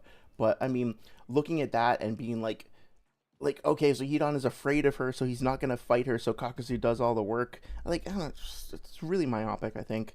and she did it in base. I don't did know. It in base as well. I think calling what he did a form of relativity is a stretch. You know, Relative in... I don't know about that. I think that it's a form of relativity, but it's not... It's like, okay, if I'm in a fight with somebody and they try to punch me and I block it and they push me back and I'm okay, does that mean that I'm relative to them overall? It depends on what you mean. I was able to perceive them and to react to one of their attacks, but like, am I equivalent or even on the same tier as them as a fighter? I don't think you can say that until you get much deeper into the fight itself. I don't think tanking a full attack from a transformed like Biju avatar in base is like a form of relativity. Well, we can't prove that it was in base. Yeah, I just did. No, you didn't. Yeah. He literally didn't. He just assuming that he actually sent the scan, and that 6 just didn't happen to show it. all he would have demonstrated is that Kakuzu didn't happen to have Diamond Morph on his hands. Now, I think, shout out to Kakuzu and Holidays. I think Kakuzu and Holidays mentioned it, like, saw him in the comments saying that, when Kakuzu does, Doton, when he uses the fucking Diamond Morph on his whole body, like, we see him do the hand sign, and then Kakashi notices that, and that's why he chooses to use the Raikiri on him, right? So, I think his point was that if Kakuzu had used Diamond Morph at all, then we would have seen him use the hand sign. Hopefully I'm not strawmanning there. That is a good point, but we do also see Kakuzu activate Diamond Morph several times where we don't happen to see him actually do the hand signs first. Like, we don't see him do it when he blocks the Paper Bomb Kunai, when he blocks Raido's Ebony Blade, stuff like that. So, I think that there's two ways to look at that. Either one, he only uses the hand sign when he activates it on his whole body, or another one that I like is that, like, before going into a fight, he like does the hand signs, he activates the jutsu, and then he gets like one charge of it, you know, like one use of it on his hotbar, and then he goes in, he uses it, and if he wants to use it again, well, then he has to do the hand signs to like recharge it. But I don't know, you could look at it in different ways. Shinigami says, talking about his debate patterns as behavior. Yeah, I got you. That makes sense. For Slimy Orb, then whatever, but for Noodles, it's up to him. Yeah, I would say that's fair. Hey there, Red. Oh, it's Red Dalek. Hi, how's it going? I love the Daleks, man. I haven't been following Doctor Who in a long time. But man, I started, my first Doctor was the 9th. And then, yeah, I fell in love with Eccleston's performance and have just been, I fell off, like, I kind of moved on to other things, but Doctor Who is always going to have a very, very special place in my heart as a series. It was, like, part of me falling in love with my first partner. The first, like, date that we had actually was watching the Weeping Angels episode with David Tennant, so that was awesome. I showed it. You see that attack right there? That full Avatar paw strike? Yeah, I know, but there's a... Here, hold on, let me get the other page. Hold on. Do you agree that he's not in base? Or that he is in base? And that page, yeah. Come on. Okay, so he did tank an attack in base, yes? Well, no, he caught the paw. My cat has In joined. base, though, right? Yeah. Okay, so you concede that point then. No. So yeah, he does scale during relativity, tanks attack. No. Again, Noodles likes to throw out, oh, you concede that point. It's like, just because Swag, like, moves away from a point or, like, decides that he agrees with something doesn't mean it's a concession to the point overall. It's like, it's a very, like, overly competitive and narrow, how can I say this? I keep saying myopic. I feel like I use that term too often, but I guess, for lack of a better word, myopic way of looking at this conversation. I use, Abyss Hope says I use a lot of PC vocabulary. What's PC vocabulary? You mean like hotkey? Yeah, like, well, I've just been playing, Here's the Storm for some reason. I don't know why, I just got a random, like, urge to play it, and so I was playing Anduin earlier today, and, like, one of the, you get, like, little abilities that pop up that you can use on your bar, and, like, or playing Nazebo, if you're familiar with it, and basically, like, you get 2 charges of the frog, ability, and right, so I'm thinking of Kakuzu, like, having the charges of the attacks that he can use, and then he just, like, launches it off, but then he has to wait, you know, and, like, recharge it. Hopefully that made some sense. Oh, he could have slowed down the attack, and then, after she, you know, like, actually pushed in the paw, activated the diamond armor. That's not the same thing. Sorry for the mic noise, I'm trying to adjust. Down the attack. Yeah, well, that is what Okay, he did. so He what you're slowed saying down is the he made the attack, and then kinetic she, force come then to, like, she, you know, almost a she halt. pushed harder. She pushed harder and pressed him into the ground. Because what I think the purpose of this opening scene is here, right, is to show that these guys, you know, because their whole gimmick is being immortal, being able to take a lot of punishment, you know, they're the zombie duo, right, is that you can throw an attack like this at Kakuzu, and because of his weird physiology, maybe not necessarily because of his hearts, but, you know, because him and Hidan have these, like, quasi-immortality, or forms of quasi-immortality, these, you know, weird durability buffs, things like that. Even if they're up against somebody who's stronger than them, it doesn't matter. Yep, I think that's a really good point. I think that it kind of touches on a fundamental difference between Swag and Noodles as debaters. Swag isn't really a debater, from my perspective. I don't even know if he would call himself a debater, though I won't speak for him, obviously. But what he tries to do in his platform is he tries to present a general understanding and interpretation of the series to help a general readership better understand it. Noodles more, like, tries to harvest pieces of information that he can then use competitively. I think oftentimes at the expense of that understanding. So it's not pointless for them to have a conversation like this, but it's very silly because they have very different perspectives and very different goals. So the thing is, Swag, I think Swag most of the time correctly represents the series. He just doesn't have the debate chops or tactics or whatever to be able to like clear points competitively. Noodles has put all of his skill points in the competitive aspect and doesn't really understand the series all that well. So this is why they wind up talking around each other, and I think they wind up getting frustrated and confused about why the other person doesn't get them, and this leads to more frustration because Noodles is like, well, I just won that point. Why don't you get that? Why are you still talking about this? And Swag is like, but you don't fucking understand. Why do you think you've won when you clearly don't get anything, right? So it's like, it's very, very silly in a way. Slimy Orb says, I did check chapter 313. Kakuzu wasn't using Diamond Morph, but personally I think that Kakuzu was able to not take bludgeoning damage since he's a weird string man. I like that interpretation too, right? Like, kind of reminds me of Luffy, right? I'm reading One Piece right now. Like, I'm pretty sure he's essentially, not immune to, but like very resistant to, to a lot of like blunt force trauma type attacks. But he's weak to piercing attacks. So that makes sense. Shinigami says, so Noodles is a yapper and illiterate. Well, I think he can technically read, although he does struggle with certain things. And a yapper, certainly. But I will be the last person to judge anybody for yapping. I mean, just look at my channel, right? But I do think, at least when I yap, I try to do so in a way that's accurate. So you agree that his durability, like at that point, is able to withstand an attack from Yugito and base? No, not in base. No, because he's scared of like paper bombs and stuff when he's not He's using. scared of paper bombs. Yeah, let me find this. I mean when Minato got hurt by a paper bomb? No. He did. Like that's a really shady tactic. I just want to replay that real quick. Not in base. No, because he's scared of like paper bombs and stuff when he's not He's using. scared of paper bombs. Yeah, let me find this. I mean when Minato got hurt by a paper bomb? Like, I it's kind of funny, I guess, but I mean, it's so juvenile, right? It's like, Swag is trying to establish an anti-feat for Kakuzu's durability. Rather than engage with that, Noodles is just like, yeah, well, your guys are free of paper bombs too. It's like, that doesn't matter at all right now. We're not talking about Minato yet. We'll get to that, right? It's just, it's like pocket sand tier argumentation. Like, I don't know. It literally reminds me of the shit that people would do like on the playground when I was in middle school. You know, it's like really like it's so fucking lame. Anyway. No. He did. He literally got hurt by a paper No, but bomb, this is so about it's it. like, No, we're not talking about Minato right now. We're talking about Kakuzu's durability. I'm just saying it's corny to Are bring up you a paper saying bomb that when he takes an paper attack from a bombs beat are you. hard? That's also like a pointless deflection. You can call it corny, but that contributes nothing to the conversation. And no, it's not corny because a paper bomb, much like a kunai, much like a shuriken, these are standard ninja tools. They are used consistently throughout the series. There's nothing fucking corny about it. Kakuzu was in a fight where he encountered a paper bomb and he engaged, like he responded to it in a certain way, and that is a piece of data that you can take. I think that Noodles is well aware of that and is just trying to deflect, and it's extremely transparent and lame. Sorry, I gotta enunciate.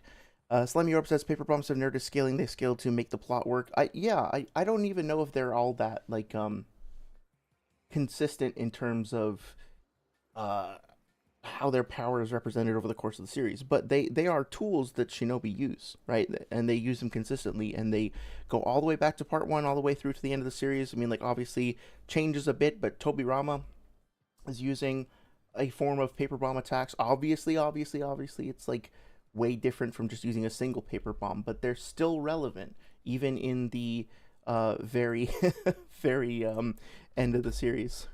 Harder hitting attacks than tailed beast attacks. We can talk about the Minato thing later. Right now, we're talking about Kakuzu's durability. Okay, we Yeah, good. Swag did a great job handling that. can talk about the Minato thing later. Yeah. I still don't want to move off the point of like, They're you think fucking he greedy. slowed down her attack enough. That means he tanked the kinetic force of her initial attack, no? Sure, yeah. Yeah, but it's Okay, not so full he did power take an tailed attack. beast attack. Yeah, I think you're right, One Smart said the paper bomb is very like any other bomb. I wish we got more information about them. I checked the data books and the fan books, and I really couldn't find anything. But the way they look to me is it looks like it's a piece of paper with a seal on it, and so I am guessing that it's like the amount of explosive force that's in any given paper bomb corresponds to the amount of chakra that's put into it, and that is like sealed into the paper with that sealing jutsu.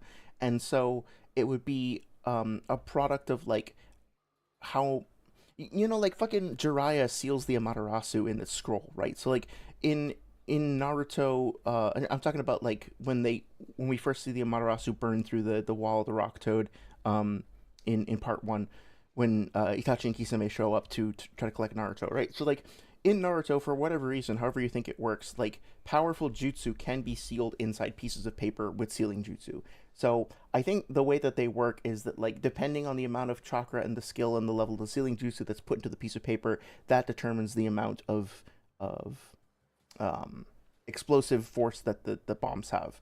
So I think I like to think that there's just like, you know, off-duty shinobi who don't have any missions. They just send them into the factory and they just sit there all day like putting putting fucking basic explosion jutsu into scrolls and sealing them and shit. But it would depend on the user. If there was different types of slimy orb that they were stated to have more or less chakra put into it to work, then maybe it could be scaled, but it's not. Yeah, that's fair. Amaterasu is not even paper level. Well, that's going a little far, but yeah, I know what you mean. Slimy Orb says, I just realized you're probably going to love the dials when you get to Skypiea. They're basically storing forces or elements or whatever into them to be reused later. Yeah, I saw, I kind of read things a little out of order, and I saw that Usopp used some sort of flash dial or something against Luffy at one point. And I think maybe he used a dial in the Foxy fight as well to like propel their boat or something like that. But yeah, I haven't gotten to the like. So I read chapter 285 to like 350, and then I was like, nah, okay, I guess I'm reading things out of order. I need to go back to the start, and so now I'm doing it properly. And I think I'm like at 185. I'm like most of the way through Alabasta, based on like what's happening. You know, we've had the first confrontation between Luffy and Crocodile. We've had the reveal of Nico Robin and stuff like that. So, also, I think I mentioned this before, but I fucking like I bawled my eyes out. I was like, I'm not at all ashamed to say I cried my eyes out like a little kid over the fucking backstory uh with Tony Chopper. That was, oh god, it hit me right in the feels. Tony Chopper is probably my favorite character now. But anyway. It's not. Yes, he's not gonna stop. Luan, have I said hi to you yet, Luan? I don't think so. It is good to see you. I hope you are doing well. Thank you for joining us on this Kakuzu-related journey. Power. She specifically lured them there with the intent. For one, just prove it's not but then full she power. strikes Prove it's her not full after power. the fact The Amaterasu out of your mouth slap, yeah. and plants him into the ground. Hold on, prove it's not full power. Because the fact that she powers up the attack right afterwards and slams him in the How ground. does she power it? You see what I mean? Like, Swag said, like, I think that this probably would happen. This is my interpretation. And then Noodles immediately was like, okay, now prove that, right? Like, he'll latch on like a fucking barnacle, and he just like won't let go if you give him the opportunity and if he realizes it. So now what he's going to try to do is he's going to try to pressure Swag on this point, and he'll keep coming back to it. And then at the end of the debate, he'll be like, this was something that Swag lost. And I think from his perspective, if he can create a bigger list of Swag's losses than his losses and more victories for himself than Swag's, then he thinks he's won. Up. But by hitting hard, I don't know, bro. Like he How do stops you know for a that? second and How then do he you gets know it slammed wasn't into the just one ground. smooth Maybe action, not. though? Maybe actually, like I could be even less charitable to Kakuzu here and say that this is him trying and failing to stop the ball, and he just gets planted into the ground anyway. Maybe he He doesn't doesn't even think it can stop. hurt him even still. Like the fact that Because of the he's Diamond Armor. already, hold on, for one, you're backtracking. You've already just admitted a second ago that he tanked the initial kinetic force of the attack. No. I didn't You say did. that. You did on camera. So not only did you admit that, I mean, like, again, like that's what I'm talking about, right? He's just looking for opportunities to be like, Swag, look, you made a mistake. Look at how stupid you are. I am better than you, as opposed to just like engaging with the actual topic. directly. I've been saying that You he put a also are now slogan like in his changing the position to say that she powered it up afterwards. So I want you to prove that she powered it up afterwards too. Yeah, I can get that. It's either that or, like I said, that he just fails to stop the attack and. Yeah, he might have failed to stop the attack, but that doesn't. Luan says, just got here. Oh yeah, well, welcome. Thank you for joining us. SwagKage breathes Noodles, prove it, because otherwise you lost a... Yeah, that's literally what he does. Luan says, you gotta read Solo Leveling after One Piece. It's definitely on my list, yeah. I have a lot of stuff to catch up on. Really, I started reading One Piece at first because I got into like a debate with Eon over some things. And you know me, like if that's like the easiest way to get me to latch onto something is to get obsessive about it because I'm disagreeing with somebody. So I guess if somebody wants to start a fight with me about solo leveling, just make a vague claim that any character in solo leveling is light speed or universal, and it'll probably piss me off, and I'll start reading it to try to debunk you. Pretty transparent that way. Hey there, Amateur. Thanks for joining us. Hope you are doing well. Amateur says, is calling someone out on backtracking really a bad thing? From my perspective, no. I might be in the minority about this, but like it depends. It depends. If somebody, if you're having a debate with somebody and they keep just like constantly looping and constantly shifting around and making it hard for any progress to be made, then yeah, absolutely. But also, I think that if you make a mistake or if you get off topic and you want to go back and say, wait, I think I was wrong about that, or I want to rephrase, or I want to like change my stance because now I don't agree with that, then I think that's actually very productive. So I think it's nuanced. If you feel like the backtracking is becoming an impediment to the debate, and that's fine to call out, I don't think that that's what Swag is doing here, and I do wish that debaters in general were more willing to let each other make mistakes and correct themselves without like stigmatizing that. Because to me, again, at the end of the day, the purpose of a debate is, I'm going to be a little pretentious here, but whatever, is to be like a crucible to get bad ideas out of the way and to leave behind better ideas and better understanding. And if people feel like they have to walk on eggshells and they can't like correct themselves and change course when they need to, I think that just makes it much harder to have a productive discourse. But also, it's like the whole skepticism thing, right? Like, I am a very, very staunch advocate for skepticism. I think skepticism is essential. But at the same time, you can, quote unquote, play the skepticism card to just shut down a debate. So it's important to not abuse tools like this as well. Yeah, I'm doing pretty good, thanks. Show that he got Bleacher, Death Note to satisfy Mrs. Shinigami. I do need to read, I have watched Death Note, I haven't read it, so I will be happy to do so. As for Bleach, I can give it another try. I've tried to read it twice now, and I've gotten maybe 15, 20 chapters in, and it just hasn't clicked for me. But I'd be willing to try it again. hurt. Diamond armor, man. No, that's not what I'm saying. I'm saying you said earlier that he took the initial kinetic force of the attack. No, I didn't say that. I've been saying like the whole time that like he. Then you said that, oh, well, she powered it up afterwards. There's no proof she powered it up afterwards. I said in. New as Exorcist, yeah, I remember hearing about that. That sounded interesting. Then you said, well, it could be that she just, like. I've been saying a lot of could be, by the way. I haven't committed to any one particular stance on this. You already have. You already made some claims. That's why I've like asked for burdens on them. Oh, I didn't ask for burdens on the possibility claims. National level hunters. Okay, I'm gonna keep that in mind. Now I gotta go look for it. Just yeah, just say something about a One Piece or a solo leveling character being better than Naruto. I'll take the bait. Like this right here, like Kakuzu, this is one panel after we see Kakuzu, I guess, holding the paw, and then he's just immediately, caught in the center of like an explosion. Like, it slams down, he's pressed under the paw, he can't do anything to stop Yukito from going after Hidan immediately after. Then after this, we see him pinned down, he's talking about being... Tank this in base. No hit. Like, it's possible that I have $1 billion, yeah. Okay, well, are you like disputing that it's a possibility though? Again, like, it's possible that I have $1 billion, yeah. Yeah, for some reason this seemed to annoy people in chat, and it seemed to annoy Noodles as well. But I think Swag made the right play here. He essentially was like, Noodles, I think, was trying to get him to make a positive claim by saying, yes, this is my perspective on this. Swag instead is like, I agree that it's a possibility, but just because it's a possibility that I have $1 billion in my bank account, there's nothing impossible about that from a like logical standpoint, I guess. That doesn't mean that I do. So I think he is correctly identifying the potential trap and trying to circumvent it. So good job.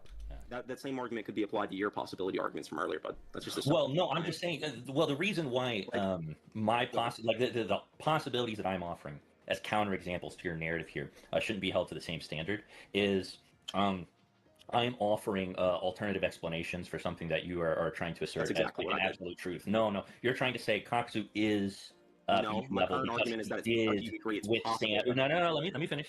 Because he did withstand an attack from the Two Tails. Yeah, I want to spend too much time on this, but something that Noodles has, I'll just say, struggled with in the past is the distinction between pointing out alternate hypotheses versus just like speculating endlessly about possibilities, or like putting forward a possibility as a positive claim. So basically, the example that I use, I think I'm stealing this from Jay the Great, actually. Funny enough, it's like if I hear an explosion outside, and I'm like, I'm with a friend in my house, and we hear an explosion outside. I'm like, that explosion noise was a gunshot, and my friend says, well, it's possible it could be like a lightning strike, right? It could be thunder, right? So how do you know it's a gunshot? When it's possible that it could have been an engine backfiring or whatever else, right? Or lightning strike or whatever. And I say, oh, so you're saying, would you say it's possible that it's a gunshot? Or you're saying that you're just introducing all these possibilities, right? Like now you're making all these claims about like, oh, it's possible that it's this or that, and it's like the purpose of my friend bringing that up would be to say, okay, it is not necessarily the case that it is necessary or proven to be or established to be your thing that you've put forward. There are other options that you haven't evaluated. In other words, it's shorthand for saying you have to prove the shit that you just said.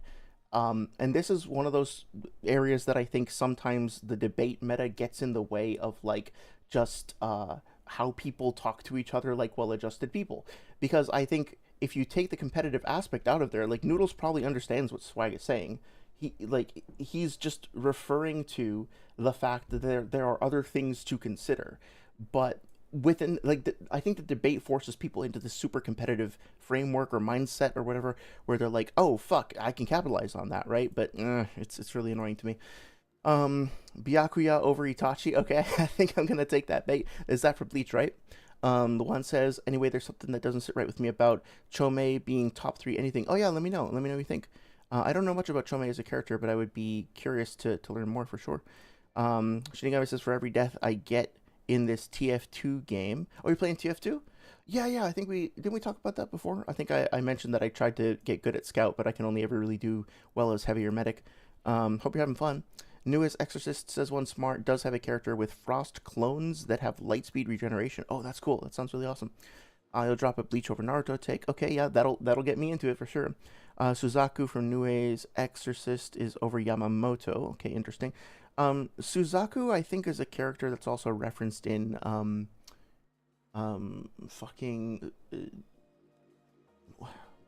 Sekiro. So yeah, I would be curious to learn more about that. The one says low-hanging fruit, you gotta put Chad over Sani. Yamamoto over Hashirama. Wood versus Fire is crazy. Cool. Kisuke versus the whole Naruto first in intelligence. I'm saying, well, no, I got some stuff to research for sure. And this could have happened instead. Yeah, I mean, okay, so like what I was saying just now was that it's possible. I asked you, is it possible that he tanked this attack in base? Like I said, and then you said it's possible he has $1 billion. And then I said, well, that... Yeah, exactly. So, like, again, normal human beings outside of a debate, totally reasonable question to ask. In a debate with somebody like Noodles, don't answer the question. Turn it around and be like, is that a positive claim? Make your positive claim, then back it up with evidence. Don't, like... I hate to talk like this because it feels like antithetical to the way that I like to have conversations with people, but within this context, you gotta look out for yourself, and you gotta protect yourself from the traps that your opponent is trying to lay. So if there hasn't been established like a foundation of good faith between you and the other person, then just be like, make your positive claim, substantiate it, and I'll dispute the evidence. Don't do this because it will, like, your genuineness, your trustingness will be exploited. It will. I hate to be so cynical about it, but it's happened to me more than once, and it sucks. And it's Noodles' fault. Like, Noodles was the first person to really do that to me, and, like, he made me more cynical. So thanks, asshole. Like, you have made me a more cynical person by doing this shit. But, hey, I have to mention it so that other people can learn from it too. That same argument applies to all of your other possibility claims. Like, if you're like saying that this possibility isn't really worth consideration, then I can say that all of your possibility arguments are equally not worth consideration. Well, no, I'm not. That is sort of the point, though. The point is that Swag is pointing out that there are all these other hypotheses that have equal amounts of evidence or explanatory power, i.e. none, to Noodles.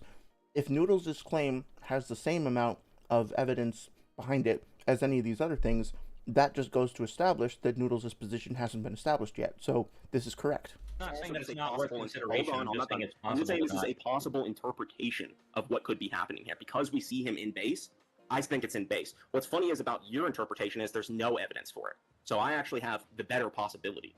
You don't. No, And, but I don't have to yeah, prove you're that any of literally these self-defeating assertions your are own true. position. I don't have to prove Possibility that any arguments. of these assertions are actually what happened, though. I just have to I'm not say saying a it's million exactly what different. happened. I'm saying it's possible now, right? Again, like I agree. It's possible. It's entirely possible. And also, this is a debate, so like, don't like Swag should not be doing Noodles' homework for him. He's correct Yeah, to sure, but to avoid this trap. I don't think that's worth anything. Okay, well, I don't think Yep, any of your correct. possibility arguments are worth anything. No, so but what that's I'm all saying is we self-defeating now. don't see anything that happened in see this that fight he, like, other than runs the Kako. Let me Federation finish. I just base. let you finish talking. I just let you finish talking. Let me finish. Go ahead. We see Kako. All I've learned is debate bros are annoying. Yeah, 100%. That is correct. I'm not going to respond to the X, Y, or Z character over other characters because I don't have the context for it, but I like the suggestions, and I'm happy to research that more. Please keep the discussion going. I appreciate that. Kakuzu show up to fight Yugito, immediately get no diffed. Hidan starts sweating because he's worried. Then it cuts to the end of the fight where Yugito is, she's not dead, but she's been incapacitated as a result of Hidan's ritual. We see no signs that Kakuzu has contributed. Okay, so to be fair, I don't know if that's actually the case. The ritual was used on Yugito at some point, but it's not. We don't actually know if the ritual was the thing that disabled Yugito. So Swag made a positive claim there. That is something that Noodles could rightly step forward and say, like, okay, you're saying that she did get disabled by Hidan's thing, and now you have to prove that. Because it's entirely possible that, like, she got her ass kicked over the course of the fight, and Hidan didn't do anything, and Kakuzu did it all himself, and then, fucking Hidan waddles up at the end, and then just like, okay, you're done playing with her now, okay, I'm gonna do my ritual, right? There's nothing wrong with that interpretation. I don't necessarily agree with it, but it would also be valid. So, missed opportunity there maybe for Noodles to push Swag a little harder on that point. The one says just gonna slide in Jinwoo. He turns everyone in in both Naruto and Ichigo into shadows. That might actually be the case. I honestly don't think Naruto scales above the DBZ verse. I don't think it scales above the One Piece verse. Obviously, it would scale above fucking Death Note because Death Note is like pretty realistic. Well. Hang on a second. The Death Note might be able to take out any number of Shinobi as well. So who knows, right? But obviously, like, Light is not winning a fist fight against like even Academy Genin for the most part. Yeah. Or anything. So first thing, you said that he no-diffed her. What's the evidence that he no-diffed her? Or that That's good. That's good. He made that claim. Noodles called it out. Swag should be doing more of this, in my opinion. Noodles is totally within his rights to identify that. he no-diffed him, I mean. No. Well, that she no diff Kakuzu. I mean, she does just no diff slam his face into the ground with Who the. asked Yeah, for but doing evidence for a damage to him, no-diff? provably. It doesn't matter though. She just goes up to him and he can't do anything. No to diff. stop What is it. no diff? If he's this like I will say also though that like Swag could just be like, oh okay, I don't need it to be a no diff and just be like, just drop it and move on. It's not really all that important that specific phrase be defended, but Noodles is well within his rights to dispute it. Biju level Biju stomper, right? Like he would just deflect that shit with his fucking hands, bro. Or it's just the fact that she's a giant Biju and lifting strength comes into play. Then Like, why that did he doesn't try to necessarily catch it? mean If he he- didn't hold- It's a really weird thing to say because like he argued before that Kakuzu is stronger than the Biju. Yeah, so what the fuck does that mean? Lifting strength comes into play. Well, yeah, we're talking about strength versus strength. So like, unless we're defining strength as an overall qualitative thing. hold up to it because the fact is he still says that like if he's fast enough to fight Minato, why not just jump out of the Hold way? on, I'm not done. But we're not okay. Listen, I watched your D1 debate. I'm gonna try my best not to interrupt you. You're gonna Okay, try your that's best not to interrupt me. This is very silly considering both of them like interrupt each other constantly, and Noodles has been fucking interrupting pretty consistently as well. So So I'll be chill, you be chill. Anyway, so yeah, that doesn't last very long. like you're A nice sentiment, but it doesn't go anywhere. saying that she no diffed him. Why What is does he no asking diff mean for in evidence context, of a right? no- Well, I don't mean Like, that what? she no He's just saying he won. defeated. By the way, yeah, Six is his mic is muted, I think. So if you hear him giving commentary, that's him just sort of like talking to his chat. Oh, she won. Right. Okay, I'm so saying what do you she mean went by up. that then? No. I'm saying that she went up and just kind of made him look like a fraud immediately. I mean, this is the first thing we see, right? She tries Made to him attack look like a fraud. He So tries do you to admit stop that that's like just what you're perceiving it as and not necessarily what's actually happening? Well, okay, I'm gonna What? repeat what I said earlier, right? To answer your question, I'm gonna say Yeah, again, so like on the one hand, this is again another clash between like debate bro mentality versus like the letter of the law versus the spirit or whatever. Like I know exactly what Swag is saying. Like, he's describing what happened pretty accurately. He's just using like vague terms, right? He's obviously not using scientific terminology. Like, make him look like a fraud is not something that's quantifiable. But I know what he means. He means that he just like slammed her into the ground. And I think that Noodles would, like, if he were talking to a friend of his outside of a debate, he would be like, yeah, I know what you mean. But because it's a debate, it's like, okay, well, you gotta grapple with every single potential little foible and every little like speech quirk that your opponent makes, because everything is an opportunity to defeat your opponent over, right? And so it just gets like so fucking exhausting sometimes, because you have to like, if you care about trying to have a productive conversation and your opponent is acting like this, then you have to walk on eggshells and be essentially like baby your opponent, because you have to be so precise, because they're gonna just like fly off the handle at anything that you could possibly say that would, to their perception, benefit them. So it's like, it's just so fatiguing. I think it's fair from a certain competitive standpoint for Noodles to interrogate this. It's also not necessary, and it doesn't feel like it's in good faith. It's like, I'm stuttering here. The other thing that Noodles could have done here, instead of being so combative, is Steelman. People get the term Steelman wrong a lot in our community. People will say Steelman to mean like, okay, I'm going to pretend to agree with you for a second. That's not really what steelmanning somebody's argument is. A steelman is the opposite of a straw man, and it's like when you take what your opponent said and you try to paraphrase it, but like make it the strongest possible thing that you could. So and then you attack the strongest possible version of your opponent's argument. So what Noodles could have done here is he could have said, okay, Swag, I think what you're saying is that Yukito pushed Kakuzu into the ground, and this feat was easy for her to accomplish, which indicates that she is stronger than Kakuzu, and that she can, without much effort, defeat Kakuzu. I think that's what you're saying. If that's the case, and I've understood it correctly, then I can respond to that by saying X, Y, or Z, right? Instead of steelmanning, which would be like the more mature and more like proper debate form, he instead is being very petty and nitpicky and trying to turn these like vague statements that Swag has made into problems. To be fair, not to just like fucking glaze Swag or whatever by implication, but to be fair, Swag could also be more precise with his language. But you know, so it's a two-way street, I guess. Naruto's the only one of the big three with solid evidence of universal. Oh, them's fighting words once more. you know how to get under my skin with that. I'm not gonna throw shade your way, but you know how I feel about that. I am going to say that I am very skeptical of the other two members of the big three being universal, assuming you mean One Piece and Bleach. There's probably Dragon Ball Super scaling that is universal based on what I've seen about, like, what is his name, Zeno, or like the guy who can like destroy entire timelines or whatever, who looks like the little cute bug character. So yeah, sorry, says, see, the thing is, why debate people in the anamanga community? Because most of them are not smart, and this is coming from someone who's had to study rocket science. Debate pros are dumb. Well, because, okay, I'm going to say something that's going to sound very conceited and mean, and I apologize in advance, but if you have two, because, how can I put this? I don't, if I accept that there are stupid people in the community, which I'm hesitant to use that language because it feels like bordering on ableism, sort of.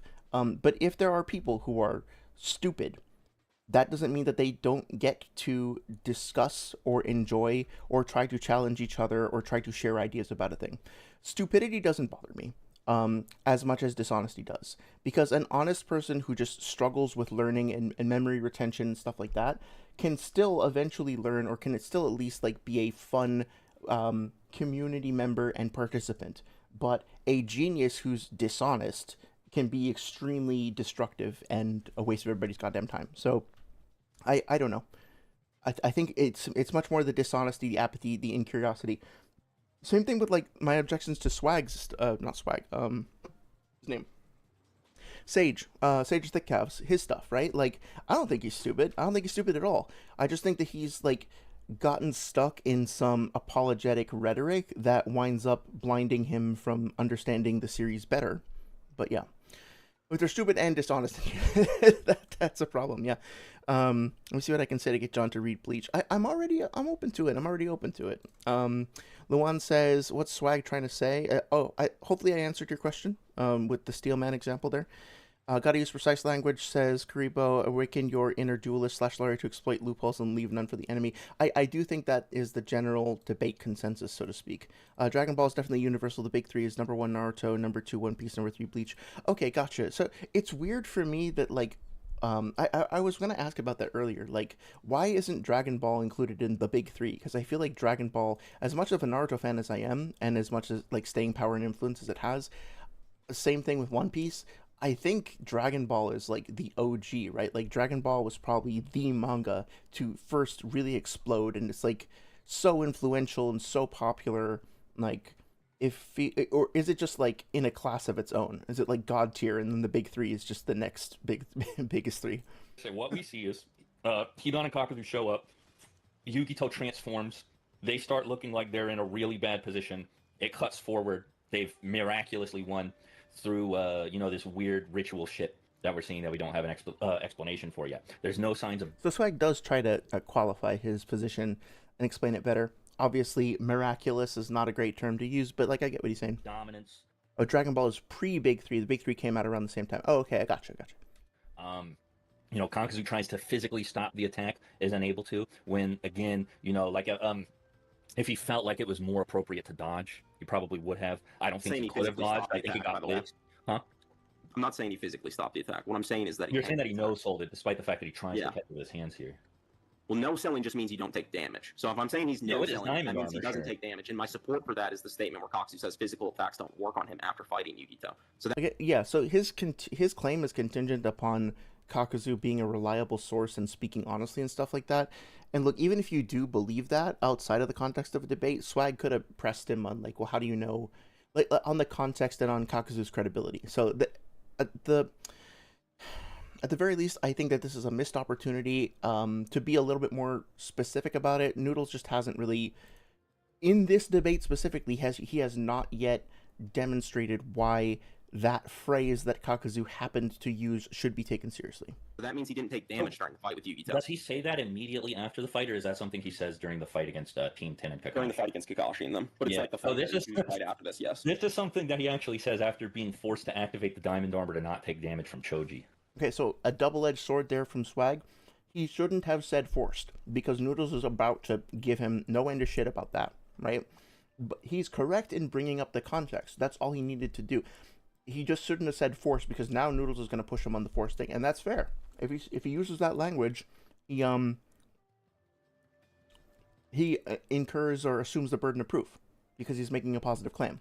Again, if I were debating Swag, I wouldn't be like, okay, prove it was forced. I would be like, are you sure about that term forced? What do you mean by that? Let's explore that, right? Noodles being Noodles, he's going to fucking latch onto that, and it's going to become a whole thing. You'll see. One Smart says Bleach isn't universal. I hear that, what the fuck is it? Like, there's something called the Soul Society, which is supposed to be the size of a universe, and some character is going to do something that breaks the whole Soul Society, so he's universal. Is that not correct? I genuinely don't know. But that's what I've heard. Okay, so Dragon Ball is the Big Three. The Big Three came around the same time. Dragon Ball is the father. Okay, that makes sense. Ursa says Karibo has a lot of faith in the Naruto versus high-end potential. Why Karibo? I know you don't think mountain level is a common tier for high-end ninja. How much of the versus mountain level Karibo? I'll be curious to hear this. Weren't they coined the Holy Shonen Trinity at some point? That would actually make a lot of sense. Naruto is the weakest of the big three. Let me share the evidence. I think so.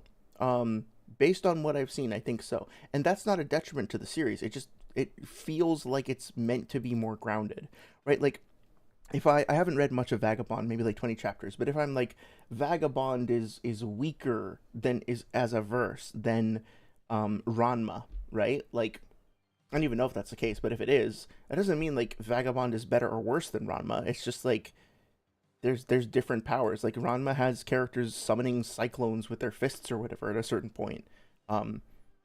Vagabond is much more realistic. So, like, who cares? It's not a derogatory thing.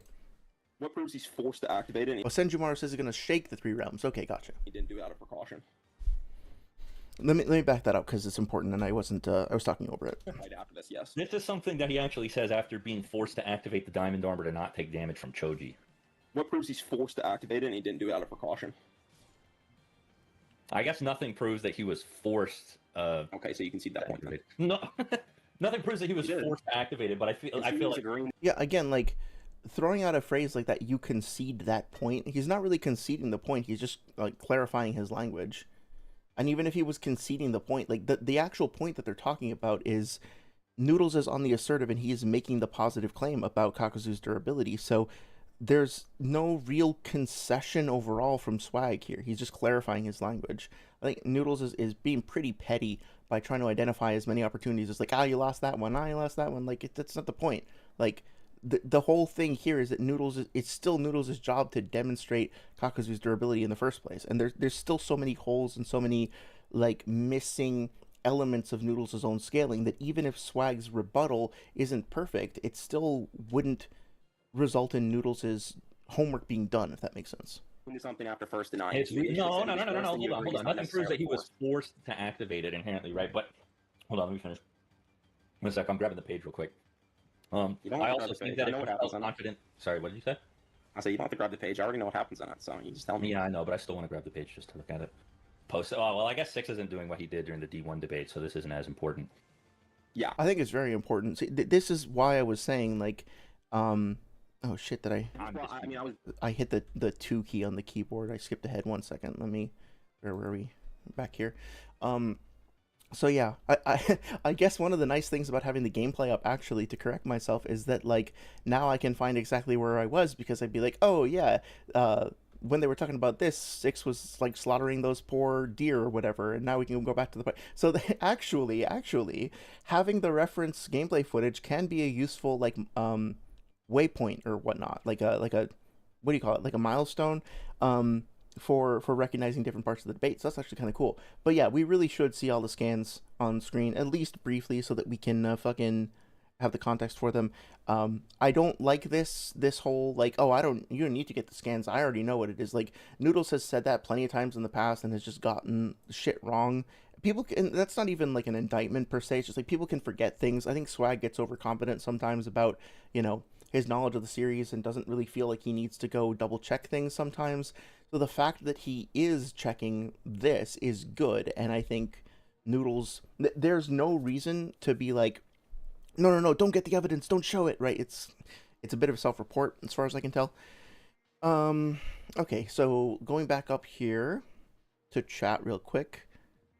Shinigami saying he shakes it, the same as Goku's universal feat. Akatsuki, Kage, and Sanin are beyond mountain level. That probably true. The one says, Shinigami, I heard someone say that it was Senjumaru SP that was shaking, not the realms. You remember the old SP effect. I don't know how to add to that, but that's cool to see. Goku was going to accidentally destroy the universe with punches. There's nothing suggesting to shaking translated to APO durability for Senjumaru. Okay. I'm just kind of skimming through this chat. What is that symbol? Is that 4 epsilon dimension? Sorry, I'm not familiar with that. The shockwaves for Goku get stronger as they traveled. Oh, interesting. That's cool. Bleach cosmology starts shaking when enough hollows start getting removed. Slimy says, I'm going to be lurking for a bit, going to play Don't Starve. Oh, hey, awesome. Yeah, I've heard good things about that game. Please enjoy. I hope you have fun. Don't Starve or Don't Starve Together 2. Don't Starve Together but Alone. And Senjumaru isn't universal. Luan says they were saying since it's SP and we're shown that people that can sense it, the shaking isn't happening, it's just them sensing their SP. Does SP mean like soul power? I'm just guessing. Maybe could one of the Bleach fans just clue me in, because I'm not familiar with that term. Thank you. I already know what happens on it, so you just tell me. Yeah, I know, but I still want to grab the page just to look at it. Post. Oh well, I guess Six isn't doing what he did during the D1 debate, so this isn't as important. Yeah, I'm not gonna be that like harping on scans too much. Trust me. So like the point is that like, you should like both of you should harp the fuck out of every scan, please, because like really should try to make sure that everybody listening has context for what's being discussed, and that you don't accidentally, to be charitable, leave something out or misinterpret something or misremember something. Like you said that it was initially. Bark OST says spiritual pressure. Well, first of all, hello Bark. Hope you are doing well. Thanks for joining us tonight. Is it Bark Ost or Bark OST? Spiritual pressure, maybe. That makes sense. Thank you for filling me in. Oh yeah, Karibo confirmed it. Cool. Thank you. It is indeed Epsilon. Yeah, then I'm not sure. I'll give myself a gentle pat on the back for getting the symbol right at least. But yeah, I'm not sure. what was it, that he was forced to do it, and now I'm saying that he's not inherently forced to do it. It appeared that he was forced to do it, yes, because he did do it. Okay, just because someone chooses to block, does that mean that they're forced to block? I think that taking that precaution against Choji and not a tailed beast is really weird and just lends credence to the idea that he used diamond armor to protect himself against the Yugito attack. Yeah, so I agree with Swag's approach here. I think that the way that he phrased things could be challenged, but I think a better way to put it is that Noodles, I think, has in the past argued very strongly for Kakuzu essentially being like a combat genius and very experienced and 90 years old and stuff like that, and having fought the first Hokage, blah blah blah blah blah, right? So you can flip that and say, okay, if we agree that Kakuzu is a discerning, skillful master, right, and he's very experienced, then he should be able to gauge the apparent threat of somebody coming at him and respond accordingly. And he gauged Choji coming at him, he gauged Raido coming at him, he gauged the paper bombs, etc., and he was like, okay, these are all significant enough threats that I need to turn on Diamond Morph, or it would be prudent, maybe not need, right, you can push back on that, but like, it would be appropriate, it would be prudent, it would be reasonable based on my skills and experience to allocate my chakra to using this technique for this purpose. He looked at fucking Yugito and said, he either thought, oh, this is not necessary, I don't need to use Diamond Morph here, it's not as prudent as those other situations, or Yugito was too fast and he didn't have time to activate it. Either of those two things are things that Swag could push on in terms of disputing Kakuzu's combat prowess. There is something in the third data book that says specifically, and Noodles is aware of this, he's called this out specifically before, that like, it says the power of analysis, and it specifically talks about how Kakuzu is able to immediately like tell someone's power or skill level or something like that and decide whether or not their hearts are worth taking. So he, in the same data book that Noodles is using here, there is a thing that says Kakuzu is really, really, really good at telling people's quote-unquote power level. So if Swag had done that research, I think he could have levied that and used it here. It's a missed opportunity. Catch up on chat real quick. They're gasping at straws. It's like Marcos with a B and a K. The rest is just random stuff. Okay, so maybe I'll say Marcos or Barcos. I'll try to make sure I get it right. Yeah, oh, Barcos. Okay, Barcos. Cool. The writers are grasping at straws. I'm not sure there. Tell you what I heard. Honestly, this trick question kind of. The epsilon is the smallest number in existence. So 4 epsilon is like 3.999 repeating, but it's actually just repeating and not 4. Oh, interesting. Okay, that's cool. That's really cool. Luan says it sounded like Major Cope when I heard it. That's not why I asked you. Swag, I mean, we're Swag talking about just Kakuzu's answered durability this right now. I'm offering No, this as a that's not what we're counterexample. talking about right now. What's the specific? Yeah, it's not. I'm claim we're offering the talking Choji thing as a counterexample to a The supposed specific BB claim. level. Listen, you're trying to shift the claim. That's what I'm saying. I'm not We're trying to on shift right this I don't think he's trying to shift the claim. He's providing like a counterexample for more context. moment. This specific claim is whether or not if you choose to block something, are you forced to do it? That's what I asked you. Well, Yeah, somebody in chat right there, this is Six's chat, says Noodles hears one little Freudian slip and he thinks he wins the point. That's I 100% agree with that. I can't make out this person's name, Blaze Blitz, maybe something. But yeah, whoever said that, like you make a very good point. The reason I'm highlighting the Choji thing, like I said, is because it acts as a counterexample. You're being evasive towards this question, though. I'm not being evasive. Okay, so Yeah, no, he's literally not. He's engaging with the point and exploring it deeper from a different angle. That doesn't mean he's being evasive. let me He's walk answering the through. question in I got to this context. point. Yeah, exactly. Six phrased it perfectly. Noodles is What asking the happened was question you in the brought up the vacuum, Yugito thing. Swag is answering We in spent a while context. going back and forth about whether or not he actually tanked it. Don't see him tank it. There's plenty of reason to suspect that he may have used diamond armor here. I offer a situation where he uses diamond armor against somebody who's weaker. Says than he's forced to use diamond armor specifically. Yes. Okay, I think and I question that. I right? think And I that said- if he used Hold on, I diamond question armor that. against Choji, it's very, very likely It's weird when people trade examples like claims. Yeah. that he used diamond armor against Yugito.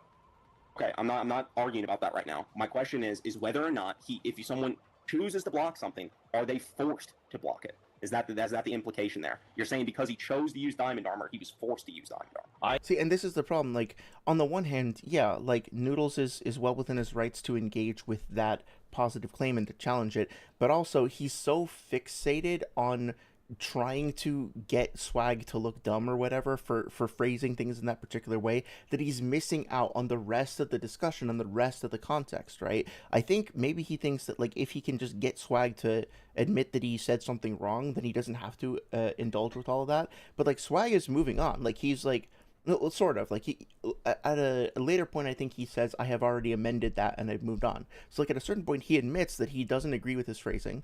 He accepts that, but then he provides further context. He moves on and tries to continue having a productive outcome to the conversation. Meanwhile, fucking whatchamacallit? Sorry, I got distracted. I lost my train of thought. Oh, sorry, yeah. Noodles still remains fixated on that point. It's like, you realize that the bus is leaving, right? Like, we're all going over here. You can stay over there if you want, and you can just, like, keep kicking kicking your rocks and, like, pouting and sulking. We're all going away from you right now. Do you want to come? Because there's room on the bus, but you have to actually stop pouting and sulking and get on the bus with the rest of the kids so that we can all go together. It's like, come on. I already amended that to likely force to block it. Yeah. Yeah, he literally said likely forced to block it. So Swag has changed. Swag improved on his position, right? Like, implicitly admitting that his initial phrasing was inaccurate or not great or whatever, and he fixed it and he's moving on. And Noodle just wants to be like, no, but you made a mistake before. It's like, come on, fucking just move on. Okay, likely forced to block it. So you think that if someone chooses to block something, they're likely forced to block it? Yeah. Okay, so do you Okay, to be fair, he did. think Madara choosing to block the Shinobi Alliance Meaning, like, I was being pretty harsh with Noodles there, but he did eventually come around. So credit where credit is due. means he's likely forced to block it because it'll do damage to them? Which example are you talking about right here? You know what I'm talking about when he's going through the Alliance, like, just blocking them all, choosing to block. Like, there's this talking principle about- in real life fighting, right? It's, like, called catch and countering. Well, So you can throw a Madara punch at me. Madara parrying people doesn't cause him to be immobilized the way that Kakuzu using the diamond armor does. Kakuzu doesn't get immobilized. Yeah, he does. It slows him down. No, what's said is the hardened body part can't move, but he still can move. Like, he can harden his hands and then move the rest of his body. He's not. Yeah, but he hardened his Like, he whole can put his body elbows and against his Choji. shoulders and still stick his hands where, like, remember when he I don't really know how to explain it, but I liked that exchange. I liked the fact that they were both just kind of helping each other clarify things and providing more context. That I don't know why I can't exactly put my finger on it, but I feel like if what just happened there happened more consistently throughout the whole debate, it would be way more productive and way less hostile. But it's hard for me to explain why. punches down the ceiling gate with his diamond armor. Yeah, but he hardened his Okay. whole body against Choji. Yeah, you're saying he hardened his whole body. That's fine. You can say he hardened his whole body, but he doesn't know how strong Choji is. Probably not as strong as a tailed beast. He fights the Ghetto statue in the War Arc, which has 7-tailed beasts inside. Yeah, of it. we're not talking. So a couple of problems there, right? Like, you could attack Swag's point on being, like, probably not as hard. And I think it would have been smarter here for Noodles just be like, okay, are you going to stick to that point? If so, you should probably clarify why you think Choji is probably weaker than a tailed beast. Intuitively, I think that makes sense, right? I don't think that there's any evidence necessarily that Choji is stronger than a tailed beast.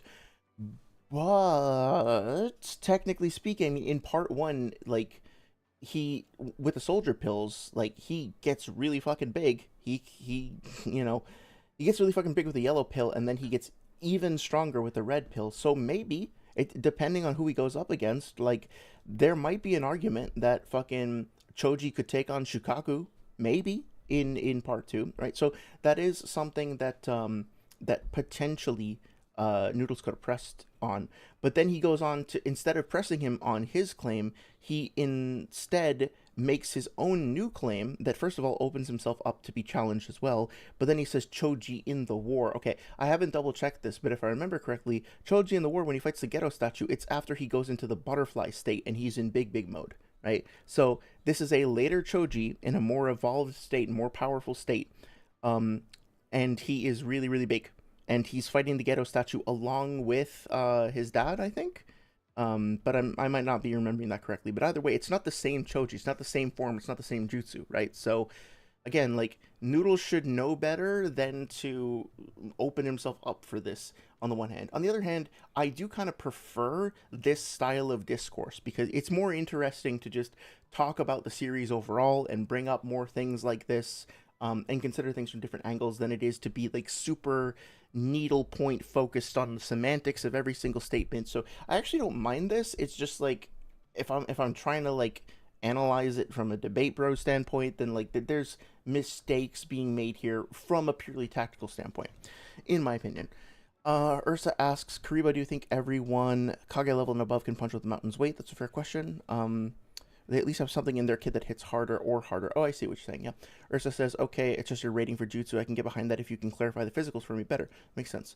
So Barco says, just watch the debate this afternoon, but spoilers, I'm be real, Swag got beaten in the first point, Kakuzu to Yugito, but after that, besides a few bad points, he got Noodles pretty good. That's an interesting take. I think that seems to be the consensus, that Noodles beat Swag in the first bit. I think Six also agreed with that here.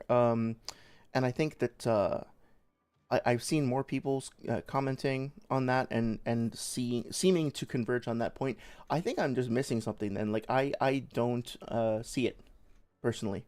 I don't see how Noodles won this first part.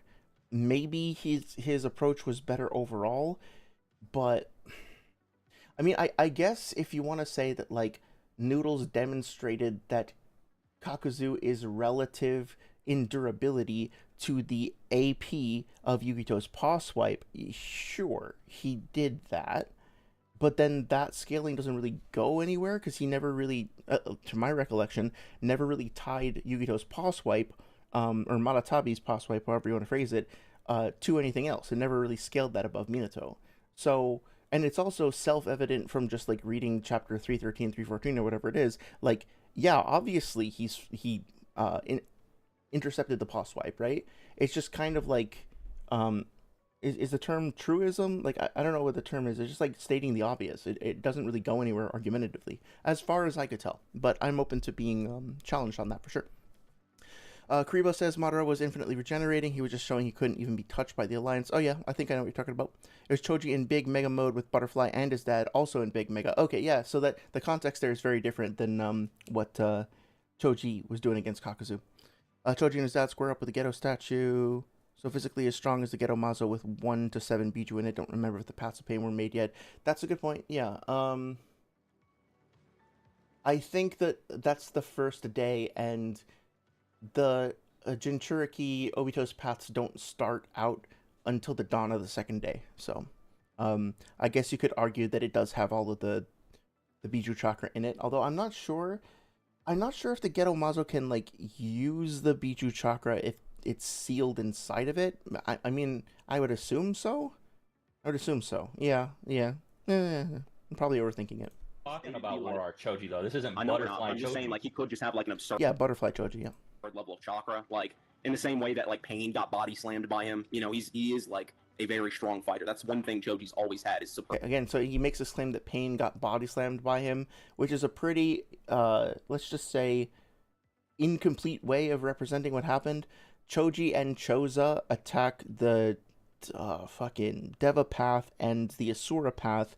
The Deva path gets out of the way and the Asura path gets smashed, but it was already like immobilized by Kakashi's lightning clone, and then it's still able to like get up and do shit after that. Like Pain has it jump in front of Kakashi, so it's like, how much damage did that do? Some damage, because I remember seeing its tail be broken, and there's a crater in the ground and everything. It looks kind of scuffed up, but like, again, it's like saying that Choji beat up Pain, if that's the implication. No, like, he surprise attacked 2 of the paths while Pain was already multitasking heavily across the village with his dad, while one of the paths was stunned, and they got one of them, and they didn't take it out of the fight. So, like, again, it's not exactly accurate, right? Strength. So you're saying that Choji's human boulder I'm is not saying hitting it's as hard as inherently an beefy. I'm average saying it's skilled possible that it's stronger than you think. So that's why he might have sensed something in Choji. It's possible. One It might second, just be that he doesn't know how strong he's doing it, so he's doing it out of precaution. It doesn't have to be that, like, you know, Kaku's fought Biju before, right? So he probably knows how strong Biju are.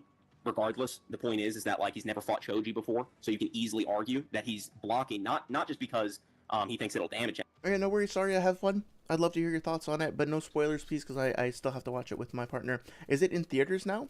Or are you watching it on streaming? But just because he doesn't know how strong Choji is, and he's a very tactful and smart fighter, and he's doing it out of precaution.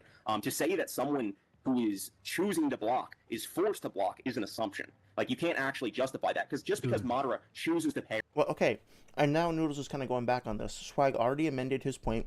It's too likely, and I think Noodles is kind of shooting himself in the foot here because he's saying like Kakuzu is this like tactical fighter, and he's choosing to use precaution against Choji. Why is he using precaution against Choji and not against Yugito? Can he not tell how strong Choji is compared to Yugito? Like, why can't he tell that? There seems to be a bit of a contradiction there. And he says that Kakuzu has fought Biju before, which means that he's implying that Kakuzu fought another Biju before Yugito, but A, that's never demonstrated in the manga. It's only hinted at in the anime. Even if we were to accept that, we don't know how that fight went down. That could be an instance where Kakuzu soloed Fu, or it could be that Hidan did it, or anything else, right? Like, we have no idea what happened over the course of that fight. I just watched that scene from the anime, and they don't even show the fight at all. They just show Fu, like, getting ambushed by them and trying to befriend them. So, we have less information than we did for the Yugito fight. So, there's no proof that Kakuzu did anything in the manga that he knows anything at all about Yugito, about a prior Biju Jinchuriki, because that was just in the filler as well. And he may or may not have intel on Yugito. I think he probably does.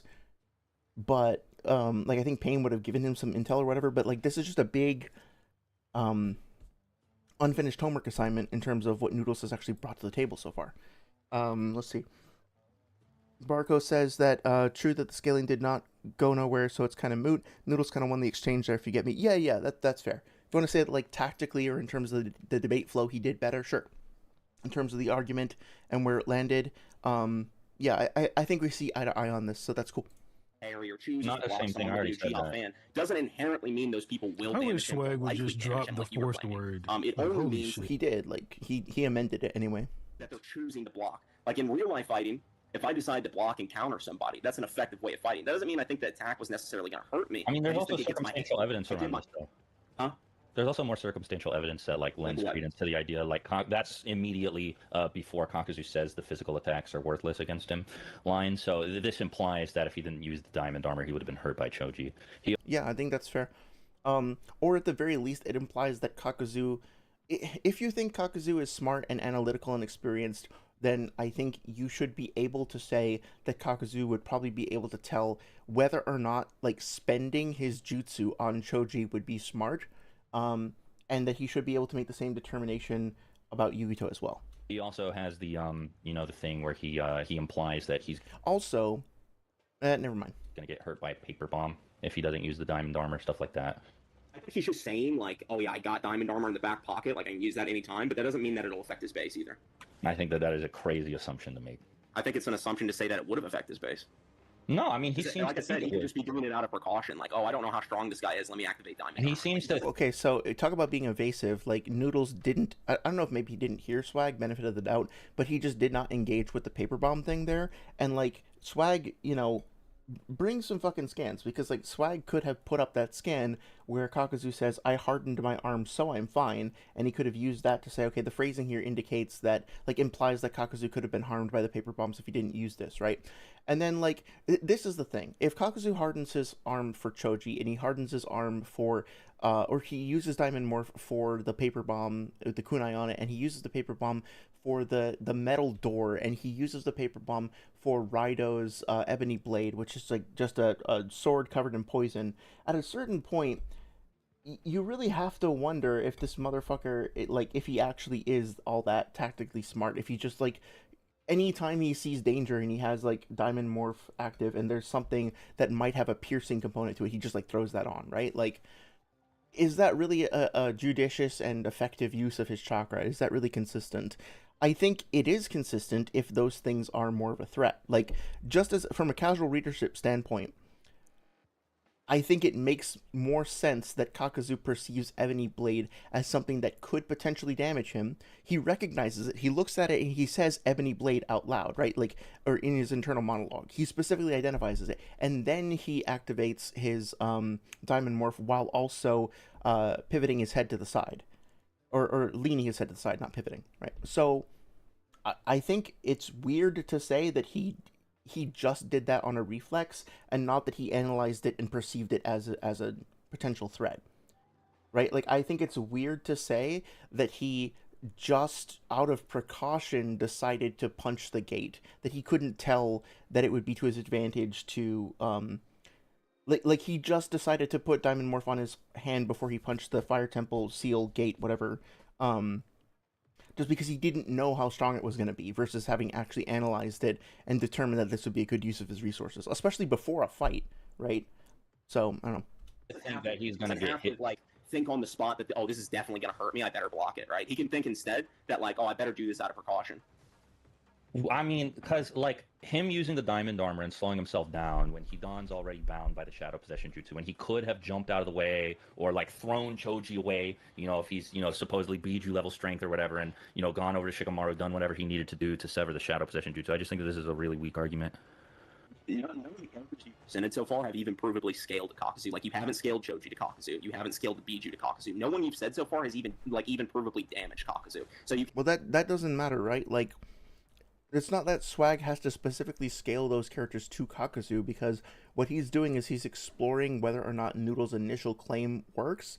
He doesn't have to debunk them by providing a proved out counter example. So much as he, like, if he can just identify the problems with Noodle's perspective in the first place, right? Like, if you say that the moon is 100 meters wide, and you put forward a math calculation where you try to use, like, the Earth's shadow on the moon or something like that, and you're like, here, I did the math and it's 100 meters wide. I don't have to prove to you that the moon is, and then I would say the actual diameter of the moon that I don't know offhand. I don't have to show you my math and prove that you're wrong. Although that could debunk your position. If I look at your math and I'm like, okay, well, you didn't carry the number here correctly, like this, you forgot to make this a negative sign instead of a plus sign over here, and like you didn't use PEMDAS correctly over there, so like you didn't like factor things out correctly or whatever, right? Like, I can point out the mistakes in your thing and demonstrate that your math is wrong without even putting anything of my own down first. Now, if the point is that we're debating, you think the moon is 100 meters in diameter and I think it's the correct number, and I take the affirmative stance, then it will be my turn to show my math, and then you can look at my math and judge that too. But what Swag is doing is he's checking Noodles' math and saying, no, this is wrong. And Noodles is like, well, you haven't done any math yet. It's like, yeah, of course, we're not at that point in the debate yet. That adds nothing to mention that right now. There's a character like Tsunade and A have physicals comparable to the Biju. Okay, that seems reasonable. Yep.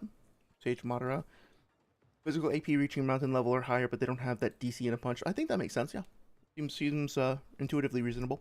You can say, like, oh, well, you know, that's not been my objective. You know, you can say he's not perfectly Biju level, but like if you look at the first scan I sent in this chat, it literally says hardened, skillful masters even stronger than Jinchuriki. Well, we're not talking about Yeah, take a shot every time he like quotes that. the data book right now. We're talking about the Yugito fight. But, Which, well, I was bringing up how, like, you're bringing up these other characters as if it's like some kind of anti-feat for Kakuzu, as if he didn't literally beat the shit out of Choji, like violate him. Like, he literally violated Choji when he fought in base, by the way. Okay, so first of all, it's really disgusting and awful to use that language at all, but to use it specifically in description of an underage, like, character is really fucking gross and weird and unacceptable.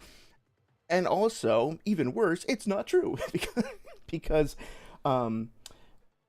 what Noodles is talking about is, like, in the anime, there's a sequence where Kakuzu does like a taijutsu series of attacks on Choji, punches him back, and like punches him up against a tree and like knocks the wind out of him. The thing that he neglects to mention is that Choji is like fine after that, like he keeps on fighting. So he just likes to take that little clip out of context and is like, look at Choji getting his ass handed to him by this dude. But he doesn't actually establish that Choji really took any damage. Using the same logic that he's using about Kakuzu, we don't see Choji take any appreciable damage from that sequence of punches and kicks at all. And more to the point, none of that shit happens in the manga at all. So, like, Swag should have capitalized on this and been like, hey, fucking prove this shit. Orb says Choji managed to walk off Kakuzu's attacks. Yeah, exactly. What I'm think saying Koji's a though good is example. that Which is kind of an anti-feat for Kakuzu, unless you're like, oh, he was just playing around. But like, still, your assertion that he no-sold this tailed beast attack, okay, in base, when we Sure, see I'm gonna him let use them go for diamond like armor 10 more minutes, against and then they're all moving sorts on. of attacks that I just said aren't he as no-sold it in strong the as a beginning. typical tailed beast attack, makes me think that we can comfortably say that he used diamond armor to protect himself from this. It's an assumption. We don't know. I think it's a because like I pretty said, good like I said, he already yeah. So Noodles also does not correctly use the term assumption. Swag just provided a line of reasoning and argumentation to support his position. So there isn't an assumption being made here. He's come to a conclusion. Now, Noodles, of course, is well within his right to dispute the argumentation and the evidence, but Swag didn't just like throw out a baseless assumption. He set out like a logical sequence or whatever. So it's not fair to say that this is just an assumption.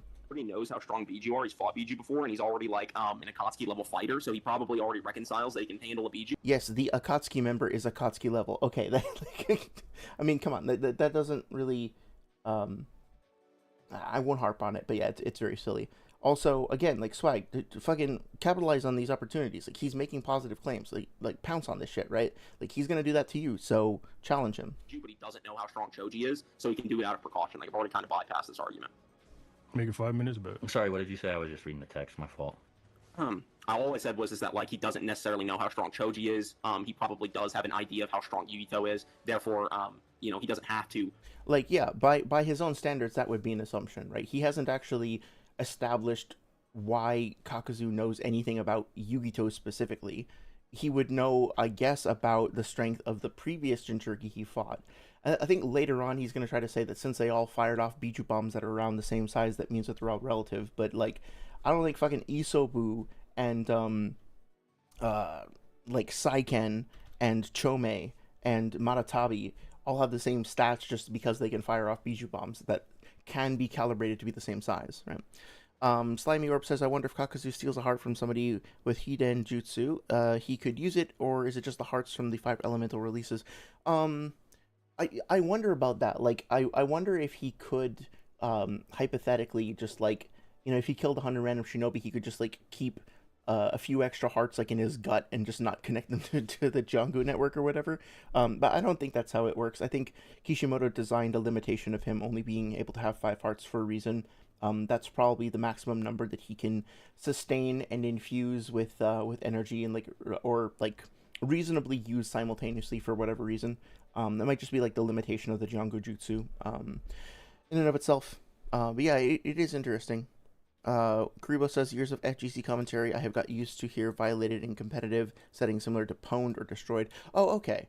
I assume that it had more of like an SA sort of connotation to it. That's how I'm familiar with it. But if you're saying it's more of a like a combat sports term, then okay, I can back off on that, I guess. Yeah. Necessarily activate Diamond Armor to block Yugito's attack. He probably thinks. Also, I'm just gonna say it once, for the love of God, like, these motherfuckers have been talking about this fucking Kakuzu shit for half a decade now. Could somebody please get it through to them that there's no such fucking thing as diamond armor? I mean, like, again, for a casual reader of the series, calling it diamond armor, there's no problem with that, but, like, they've been doing this for years. Noodle's whole platform was built on Kakuzu arguments. There's no such fucking thing as diamond armor. It's diamond morph. It's not like a layer of additional armor that he gets. He's hardening his skin. He's turning his skin. He's morphing his skin with Doton, right, with the Earth release. So, where the fuck, like, I just don't understand how.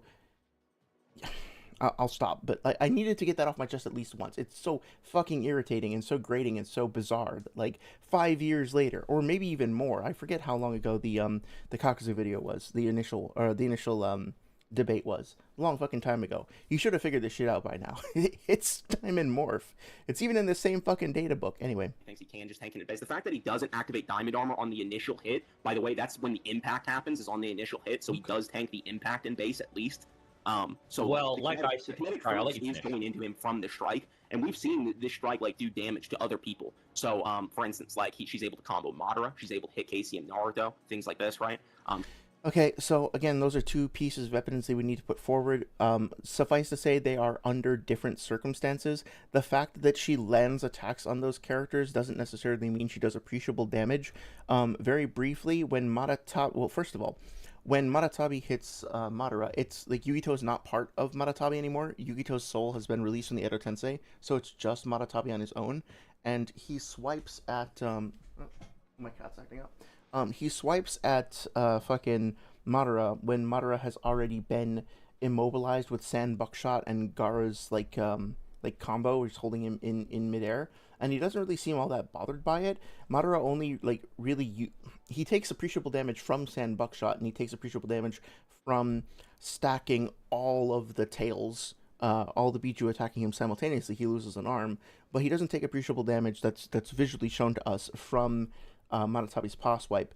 And then the Yugito versus KCM Naruto feat is like, yeah, Edo Yugito in V1 participates in a combo attack with other Biju and Jinchuriki, and it doesn't really seem like they hurt Naruto much. Like, he goes like, ow, but there's no blood, there's no broken bones, there's no appreciable, like, identifiable damage. The only thing that really seems to hurt him, or like to have any real effect, is that I forget who uses Isobu at that point, but Isobu's Jinchuriki uses Coral Palm, and that like immobilizes him because it like puts that sticky rock stuff on his back, and that seems to piss him off. But then or like have an effect on him. But then Guy comes and like breaks through it with an elbow attack, and Naruto's like fine. He just gets up and keeps fighting. So I don't know. I don't know if there's any real damage there. Swag could have capitalized on that too. Slimy says, no, I mean, he could use yin or yang hearts, or is it only... Oh, my bad. Yeah, that's an interesting question. I don't know. Because I think... So narratively, what's going on over that whole arc, right, is that Naruto is learning about nature releases along with the audience, and so it's him using... Like, the reason why he's going up against somebody who uses a lot of different nature releases from a meta narrative standpoint is that like Kishimoto is trying to set up this like magic system and explain the rules of it to us, and that's like, you know, case in point, we get the whole Diamond Morph being defeated by the Raikiri, and that elemental advantage being referred to. So I think that there's quite a bit going on in that regard. And I think it would be weird as part of that narrative for Kakuzu to have access to those releases, but there's nothing about his skill set that that means that he couldn't do that. Does that make sense? Like, I don't think that he was designed that way by Kishimoto. I think he was specifically given those 5 releases for a reason, but I also think maybe this is what you were saying before. Jiongu, the like heart and noodle jutsu, is not actually listed as an Earth transformation in the data books. It's called Earth Grudge Fear in the English translation, so you would think so, but it's actually not an Earth style technique. So that could, in and of itself, actually be either a yin or yang release, which means that Kakuzu does have an affinity for it. So he probably could. He probably could. Like if he took Shikamaru's heart or something like that, I'd like to think that he could use like figure out how to use his shadow manipulation stuff. They were enhanced by Obito. That's a good point too. They were under Obito's control, and you know, there's so many variables in that fight, like we went over before, that I think it's worth acknowledging that it's just not safe to assume that the circumstances are comparable. Kuribo says, you're right about the use of the term because its use became common with online competitive gaming, which made a lot of iffy behavior normalized, so no one really thinks about it anymore. Oh, okay, gotcha. Well then, with that context, I think I'll stand by... Maybe I won't be as harsh to Noodles about it, but I will say that the term shouldn't be used. Like, I used to use the R slur when I was in high school because it was just, like, a thing everybody said, and I didn't really realize that it was harmful. It was just like, okay, everybody else is saying it, so I'm going to say it too. So, you know, now that I realize, now that there's been more of a movement to move away from it, I think I have an opportunity to either just keep using this term that I know is harmful, or to grow up and to use a different one. So, but I'm not necessarily going to be like, okay, everybody in my high school happened to say it as a bad person or anything like that, right? It was just different times, and now we've learned and grown, and we're doing better. So She's very strong in general. She's said to have like the best control of her tailed beast alongside Killer Bee, so she might even be the second strongest Jinchuriki among okay, another claim that Swag should ask for evidence for. all of the Jinchuriki. So the fact that he is able to like withstand the initial impact even in base is impressive.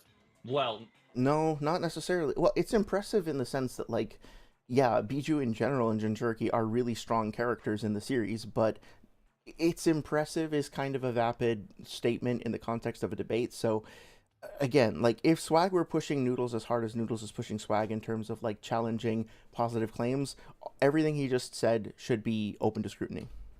I mean, again, we don't know if this is the initial impact or if this is part of the attack coming down and then him activating Diamond Armor before. What do you think the initial impact is? It could, for example, be the explosion with the slam sound effect. That's not the initial impact, though, is it? You said earlier that she charged up something afterwards and like put weight down on it. So, okay, let me give like an example of this. The initial, right? No. Let me. Let's be real, though. Let's be real. No, let me get. No. Hold on. I have a perfect analogy for this. Seriously. Okay. So let's say.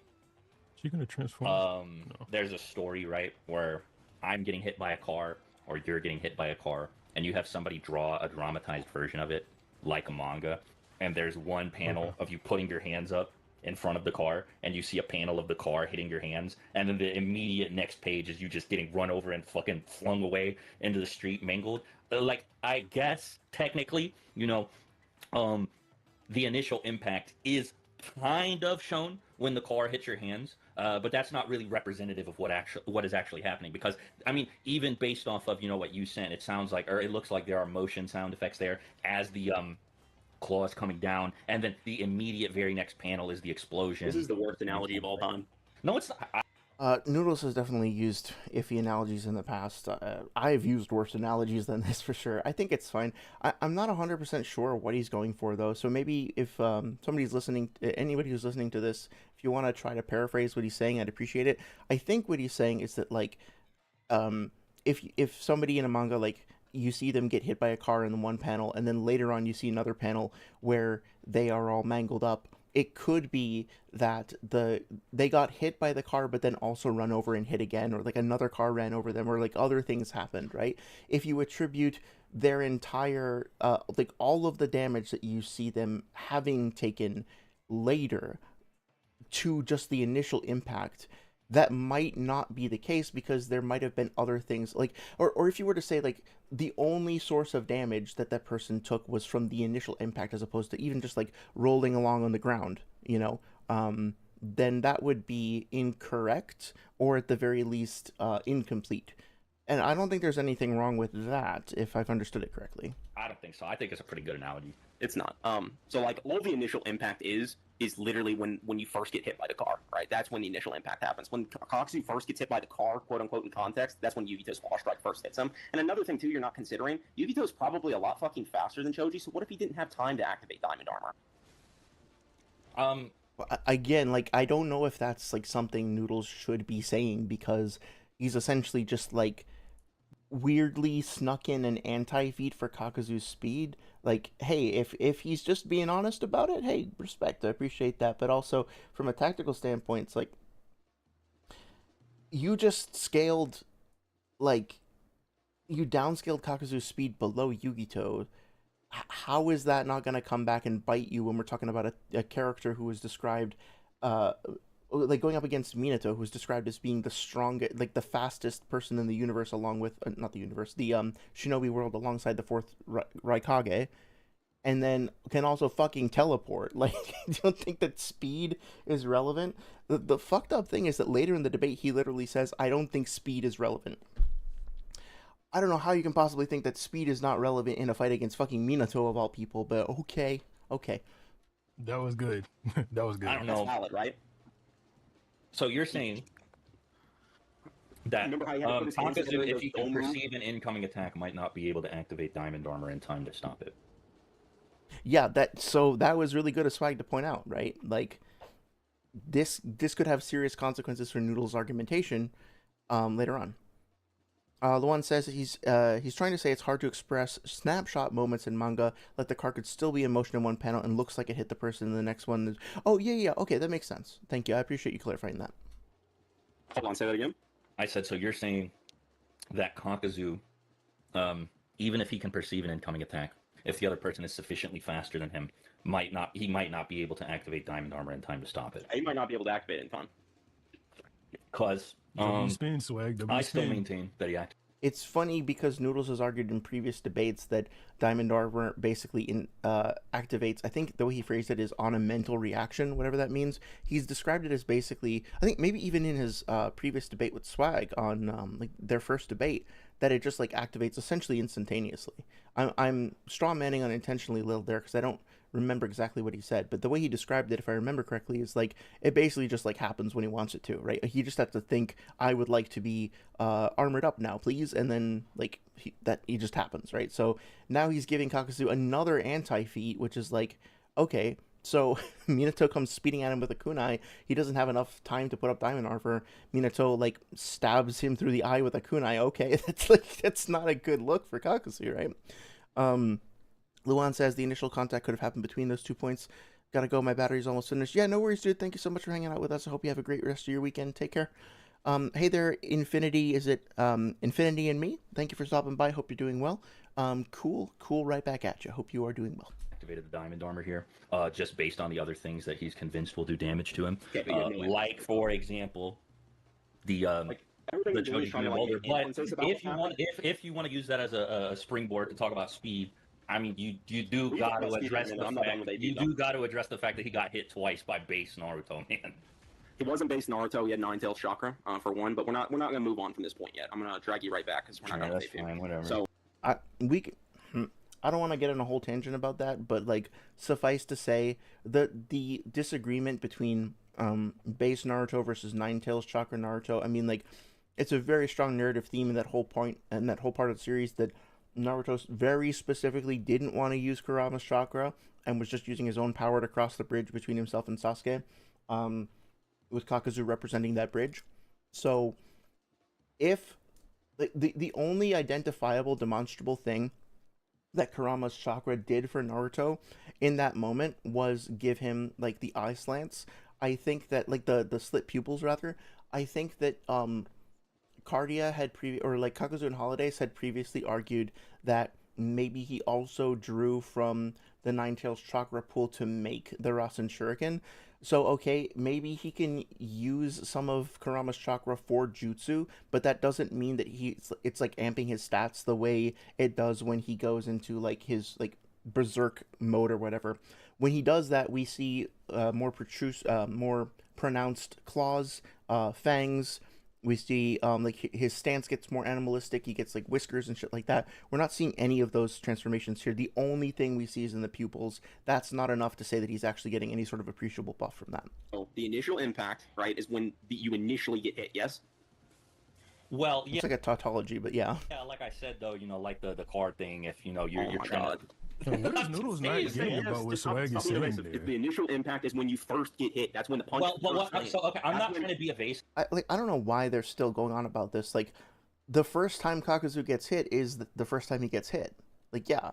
So, why are they arguing about this? I feel like you're misunderstanding what I'm trying to claim. What I'm saying is that Kakuzu being hit in this panel and being slammed into the ground are like the same hit. That's what I think. Yeah, that's not what you were saying earlier. You were saying earlier he was powering up afterwards. Like, no, I said that's possible. I said that's possible. This is me describing another. I think what he was saying specifically was that he was exploring the possibility that Yugito like slammed Kakuzu's hands, slammed Kakuzu. Kakuzu reached up with his hands and blocked the attack, and then like essentially nullified Yugito's initial attack. And then Yugito was like, "Oh shit, I guess I better put more power into this," and then like presses down again.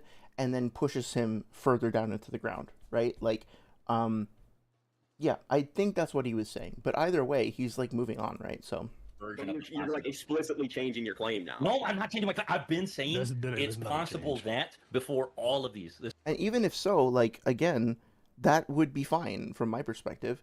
If you're in a debate and you make a claim, and then you're like, oh shit, that claim is stupid and wrong, or I want to change it, or I feel like I said something wrong, I misspoke. then yeah, you should change it. You should be like, "Oops, my bad. Let me update that."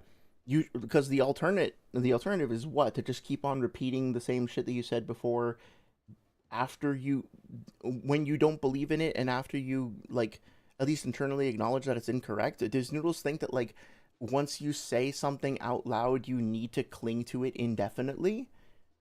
Like what the fuck? Like yeah, you if you say something wrong or you make a claim that doesn't work, then just discard it and don't cling to it. I think maybe he thinks that Swag is shifting the goalpost, which is a fair objection, but I don't think that's what Swag is actually doing. This whole time Yeah, because we don't remember see how I it. I reduced the don't whole know. I'm not possibility trying to thing you earlier prescribe too? a version of events to the story because we don't see any of it happen. What Yeah. I think We is do that see it. Kakuzu comes in here and Hidan look like losers, and then Hidan activates a cheat code through which they are able to capture Yugito. Because if Okay. Kakuzu really was able to do this on his own, I think he would have done this on his own, and he would have told Hidan to sit out the same way that Kisame I know and Hidan Itachi just do, the tried the same whole way time. that Datara and Sasori do, the same way that Pain goes to pick up Jinchuriki on his own.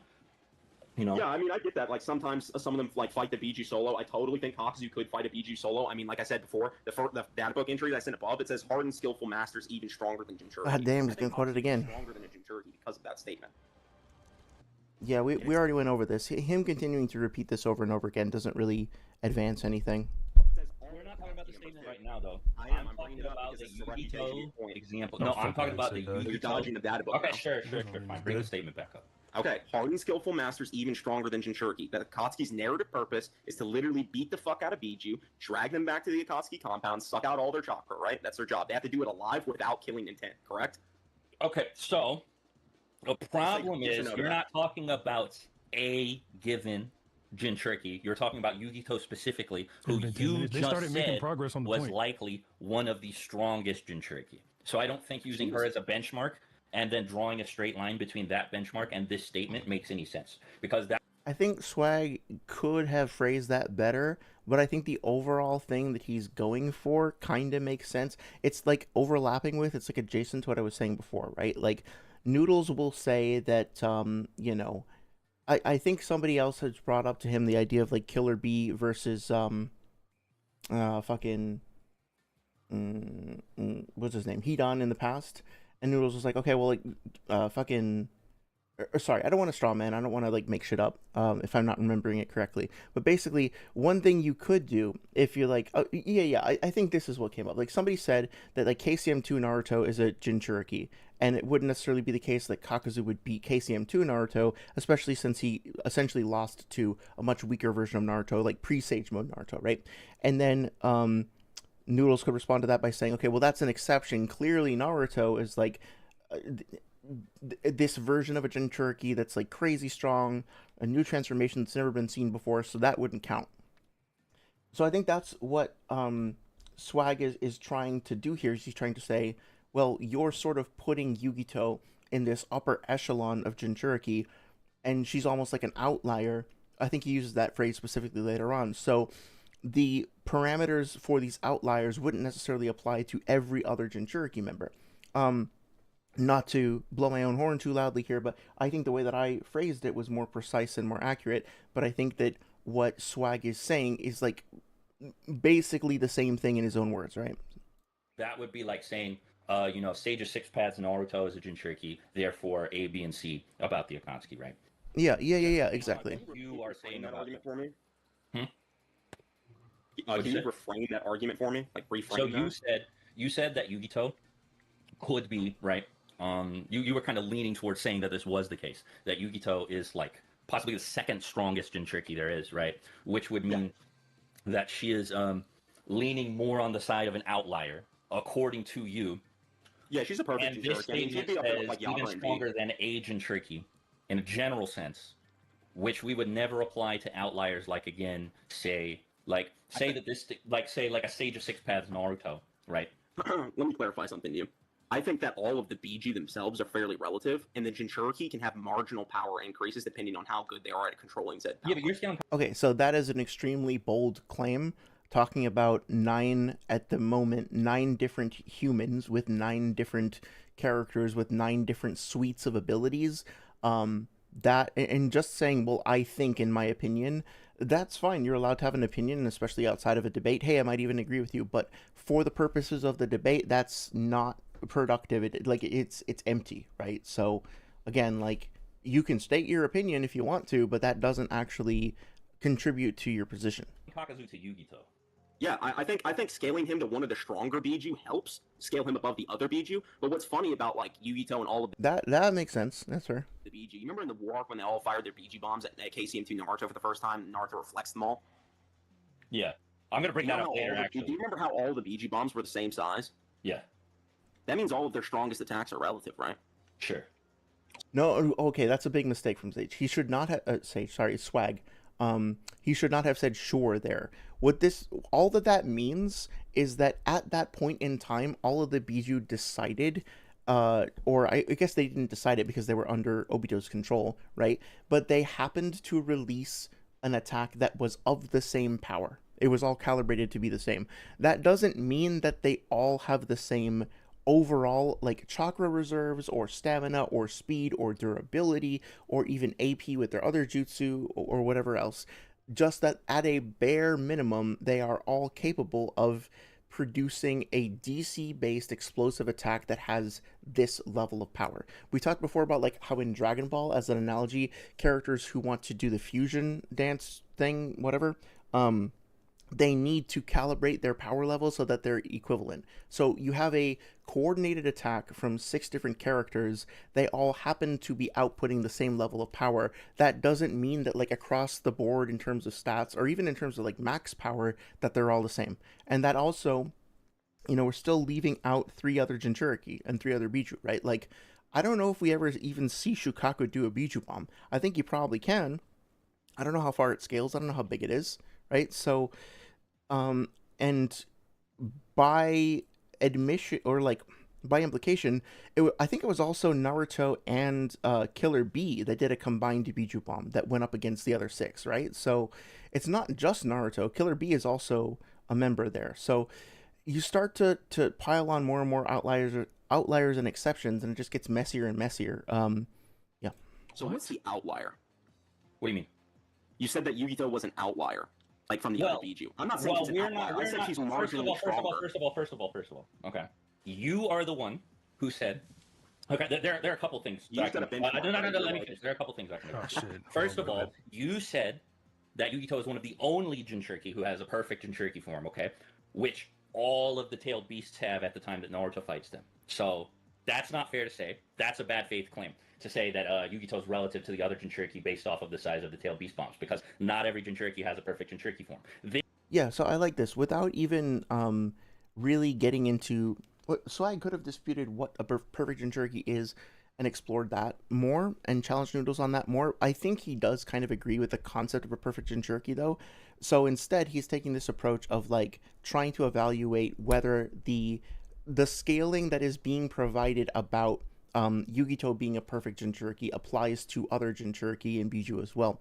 But now that I'm thinking about it, I don't know that actually helps his position for Minato at all, because like Noodles kind of touched on this before, but okay, if Swag agrees that Yugito is really strong and even stronger than some of the other Jinchuriki and Biju, that's good for Noodles' position, right? Because like they're scaling off of Yugito in the first place. So I think I'm missing something here, but I don't know that this.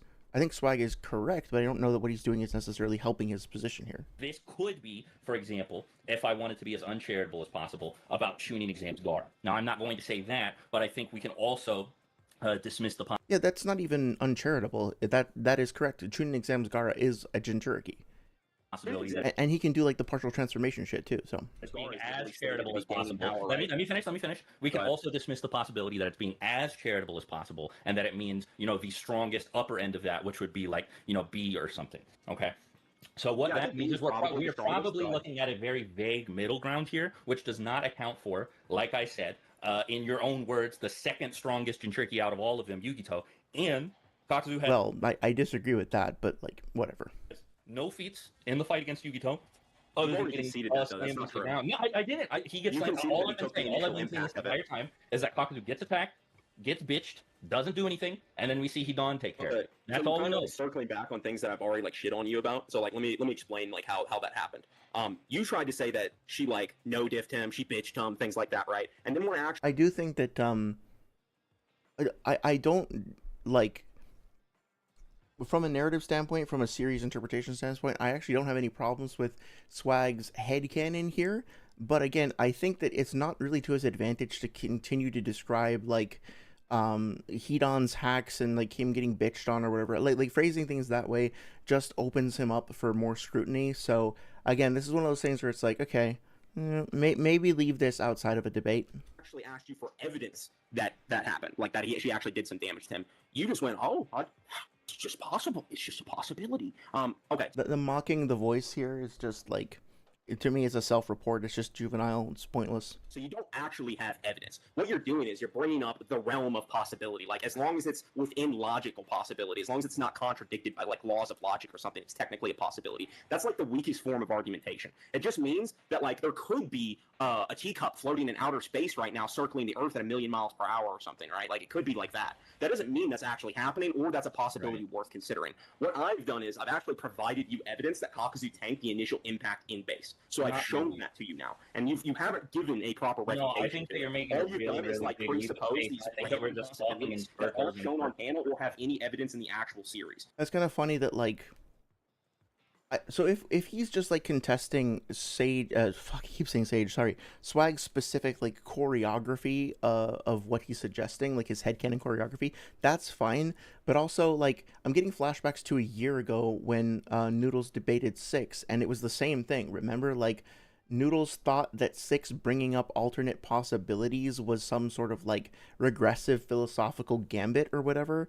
But at the end of the day, if somebody can come up with a totally random, totally unsubstantiated, proposition, and that has the same amount of argumentative weight as what you have just said, then that means that your thing doesn't have any real argumentative weight either, right? It's the purpose of bringing up that thing in the first place is to demonstrate that you haven't, like, as a counter, is to demonstrate the lack of substantiation by the first person, if that makes sense. So what Swag could have said more eloquently, I suppose, is he could have just said like, okay, you're not ruling out enough variables for you to clear this point. Instead, he's bringing up possible alternatives that are also valid hypotheses, but Noodles is like, well, you're not proving your alternatives, but he's missing the point, right? Barco says the whole rant is a debunk to his previous argument that Kakuzu tanked the Two Tails in base. Yeah, which I don't know why they're still arguing about that, because like I think it's very self-evident that Kakuzu tanked that attack.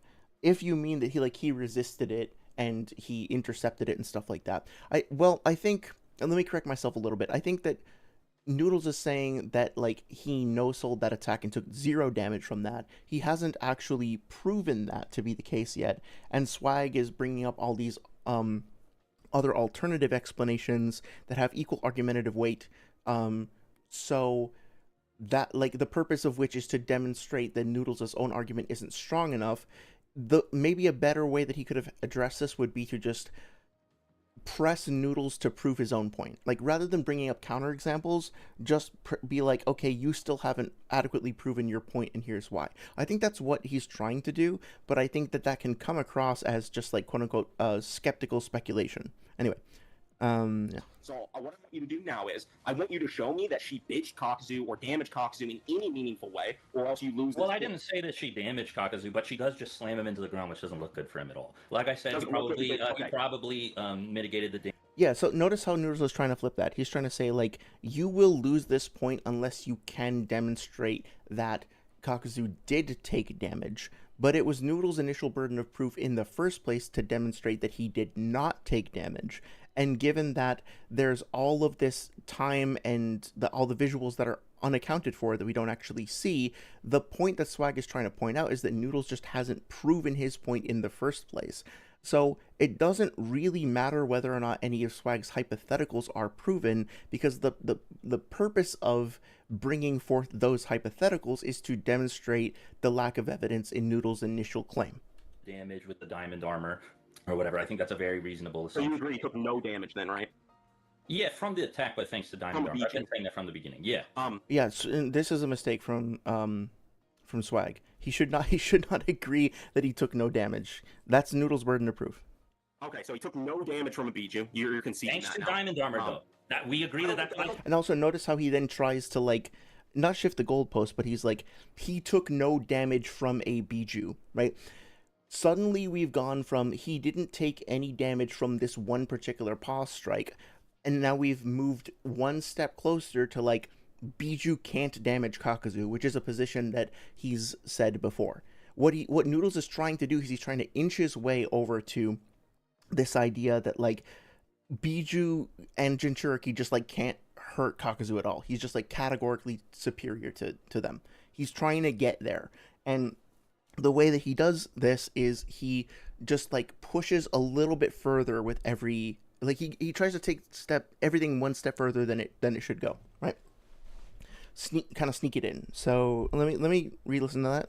Okay, so he took no damage from a Biju. You're conceding Thanks that to now. That's not the correct way to phrase that. The correct way to phrase that is he took no apparent damage from the pause strike. But like, if the implication there is that he takes no damage from Yugito overall, we don't know that. Diamond Armor, though. That we agree that that's. But then also Swag is just like making this positive claim that it was because of the Diamond Armor, and again that he would have to prove that. He'd have to prove that positive claim. I don't think you can prove that Kakuzu used Diamond Armor there because we don't see his full body. You don't like Swag shouldn't be trying to prove this alternative. He should just be saying this is like Noodles. Hey, this is why you haven't like gotten your point across. If that makes sense. I don't think there's any evidence that he actually used Diamond Armor. Like I said, I gave like a valid. Okay, no, that's not what I'm talking about. I'm saying that we agree. No. I'm trying to tell you what my thing was. I'm trying to save everybody some time. You're trying to jump around like a little rabbit. No. I don't care that you didn't agree the Diamond Armor was used. I'm saying that we agree that that's what I'm saying, right? Sure, you're saying that, but that it's okay, not. That's all I'm saying that we agree on. That's all I'm saying that we agree on. I'm saying that Kakuzu tanked the initial impact in base. So even if you want to say like whatever happened afterwards, she pushed him in the ground, then he used Diamond Armor, even though there's no evidence of that, and that's like purely speculation. Like I don't even think he necessarily had the time to activate it, considering like Yugito is like considered a particularly fast I know. I heard you say all this. So listen, I'm not done. So like I said, I don't think he necessarily had the time to do that even. Like you were trying to like bring it, like your only argument for why he probably activated it was because he used it against Choji. He had plenty of time to do it against slow fat ass Choji. What's That doesn't mean he's going to have time to do it. Yeah, you want to bet they're still on this point by the time I get to Radon? Fastest in Jinchuriki in general. So yeah, I don't think you actually Fastest Jinchuriki would need to be substantiated, obviously. Substantiated any like evidence for your position just then. Like I don't think you actually gave anything. You just said like a random possibility and claimed it to be like likely what happened. So I think I've thoroughly shit on that now. And also your argument earlier about like, well, it's possible that I have $1 billion. That also shits on your argument because even if it's possible that like Kakuzu tanked the attack or tanked the attack with Diamond Armor, you just said that like possibilities aren't necessarily all worth consideration, especially if they don't have backing. So I don't think your possibility is necessarily worth consideration. Just like I don't think it's worth considering that there's possibly a teapot floating in space right now. Okay, so to be fair, I think he's right that like if Swag seemed like he was leaning into describing the specific choreography of like I think this is what happened here, and then this happened over here, and it's possible then that happened over there, etc. It seemed like he was kind of building towards describing a specific sequence of events. Like he said, I think that Kakuzu did use Diamond Armor. Okay, like I'm repeating what I said, so I'll try to keep it short. But like, yeah, that's a positive claim. We need evidence for that claim. Without the evidence, that kind of falls apart. But I think that at the end of the day, all of this whole, I think this has been going on for almost an hour now. For fuck's sake, like. All of this is stemming from Noodles' claim that Kakuzu tanked the attack in base. In order for him to demonstrate that, he would need to prove that Kakuzu was not in base, and he hasn't done that yet, and Swag is just bringing up reasons for which Noodles would need to prove that, and he hasn't. So you might think that Swag fell for some of Noodles' traps. I think that would be fair to say. You might think that Swag is interjecting or inserting some of his own narrative and doing his own headcanon, theory crafting or whatever. That would be fair to say too. He's making some quote-unquote mistakes in terms of debate tactics and efficiency, but Noodles still hasn't actually proven his point.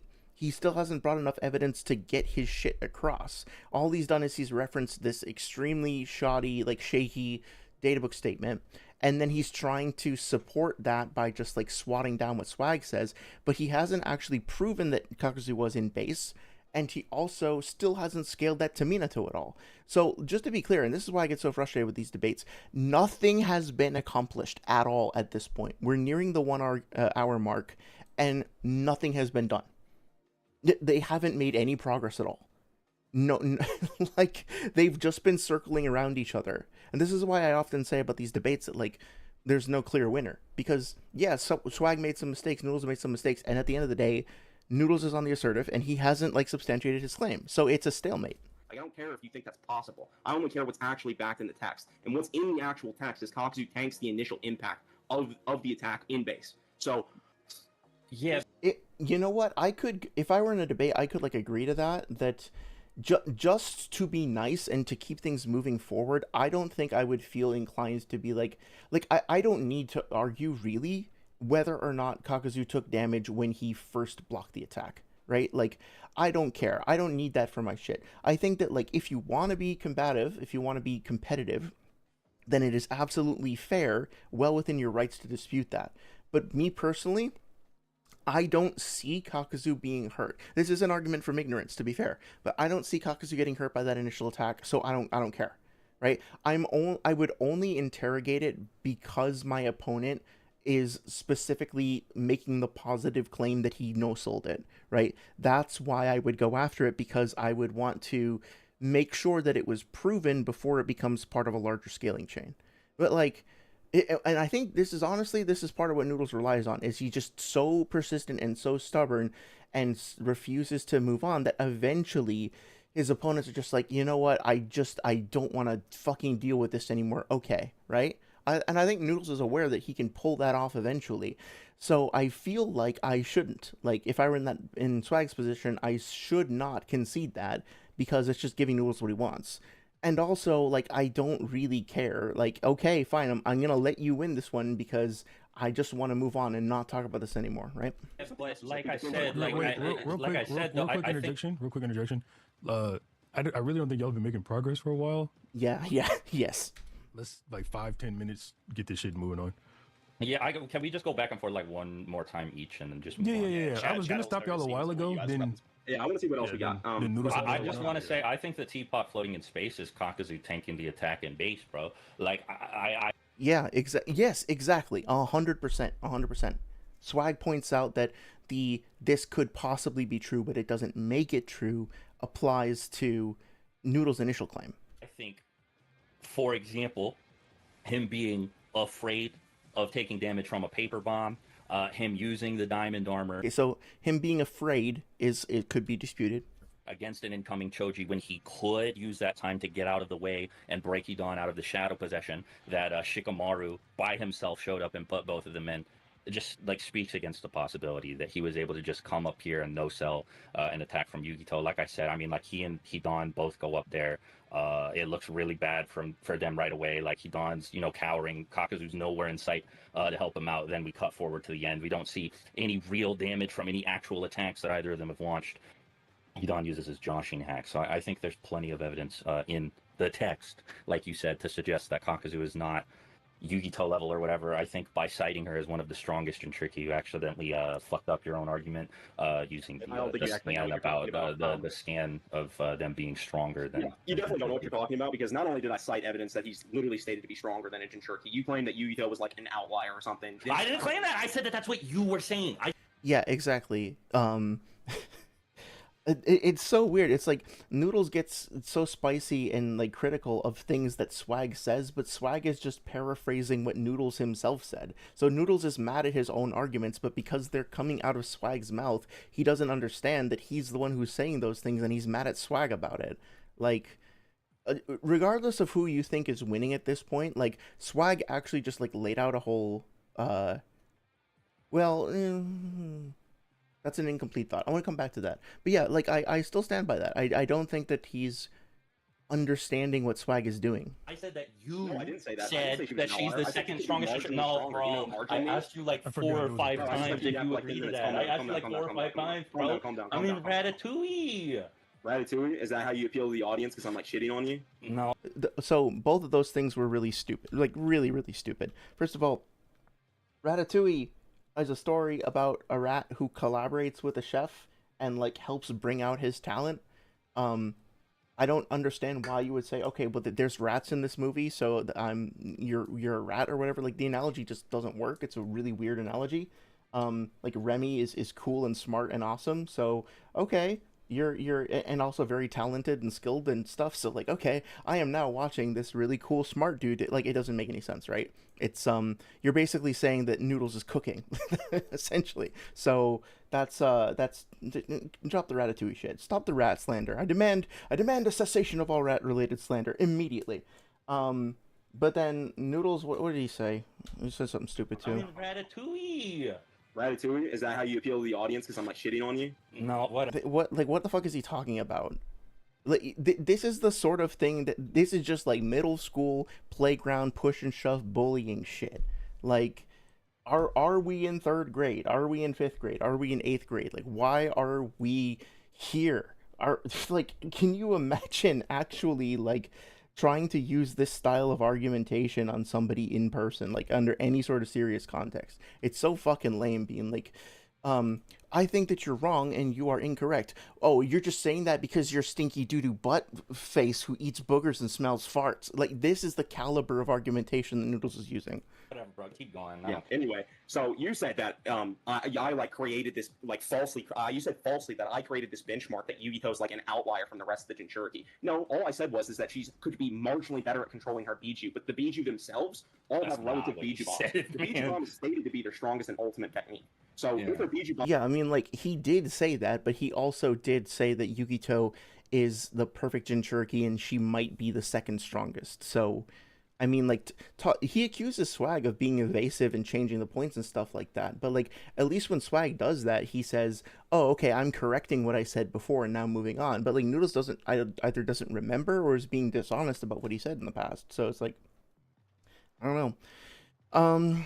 Barco says, was it just me or the whole debate was Noodles trying to assert his position and saying prove it is wrong, and then Swag trying to put his position as prove it is right now or concede? Yeah, that's pretty much the case, right? Like, I don't think that this is what Noodles does consistently, is that he doesn't like actually provide enough evidence to substantiate his own claims, but then he will sort of bait his opponent into making claims of their own, usually in good faith, and then he will exploit that good faith and then try to like claim that he won because his opponent didn't debunk him or something like that. But at the end of the day, he never actually substantiated his point. He's just like, and listen to the way that he concludes his debates, although recently he's started just like leaving instead of concluding.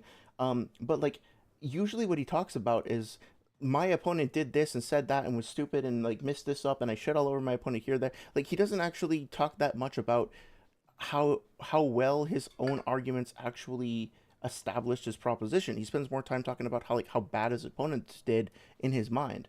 So I mean, like again, so far about an hour into the debate, and Noodles, who is on the assertive, hasn't actually scaled Kakuzu over Minato.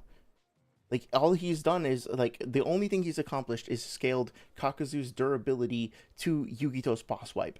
That's the only thing I would grant him. Granted, Swag hasn't done much scaling of his own either, but he's not on the assertive. So, and no shade or anything, but, like, this is another good reason maybe why Six, like, being a little bit more active in the conversation would be helpful.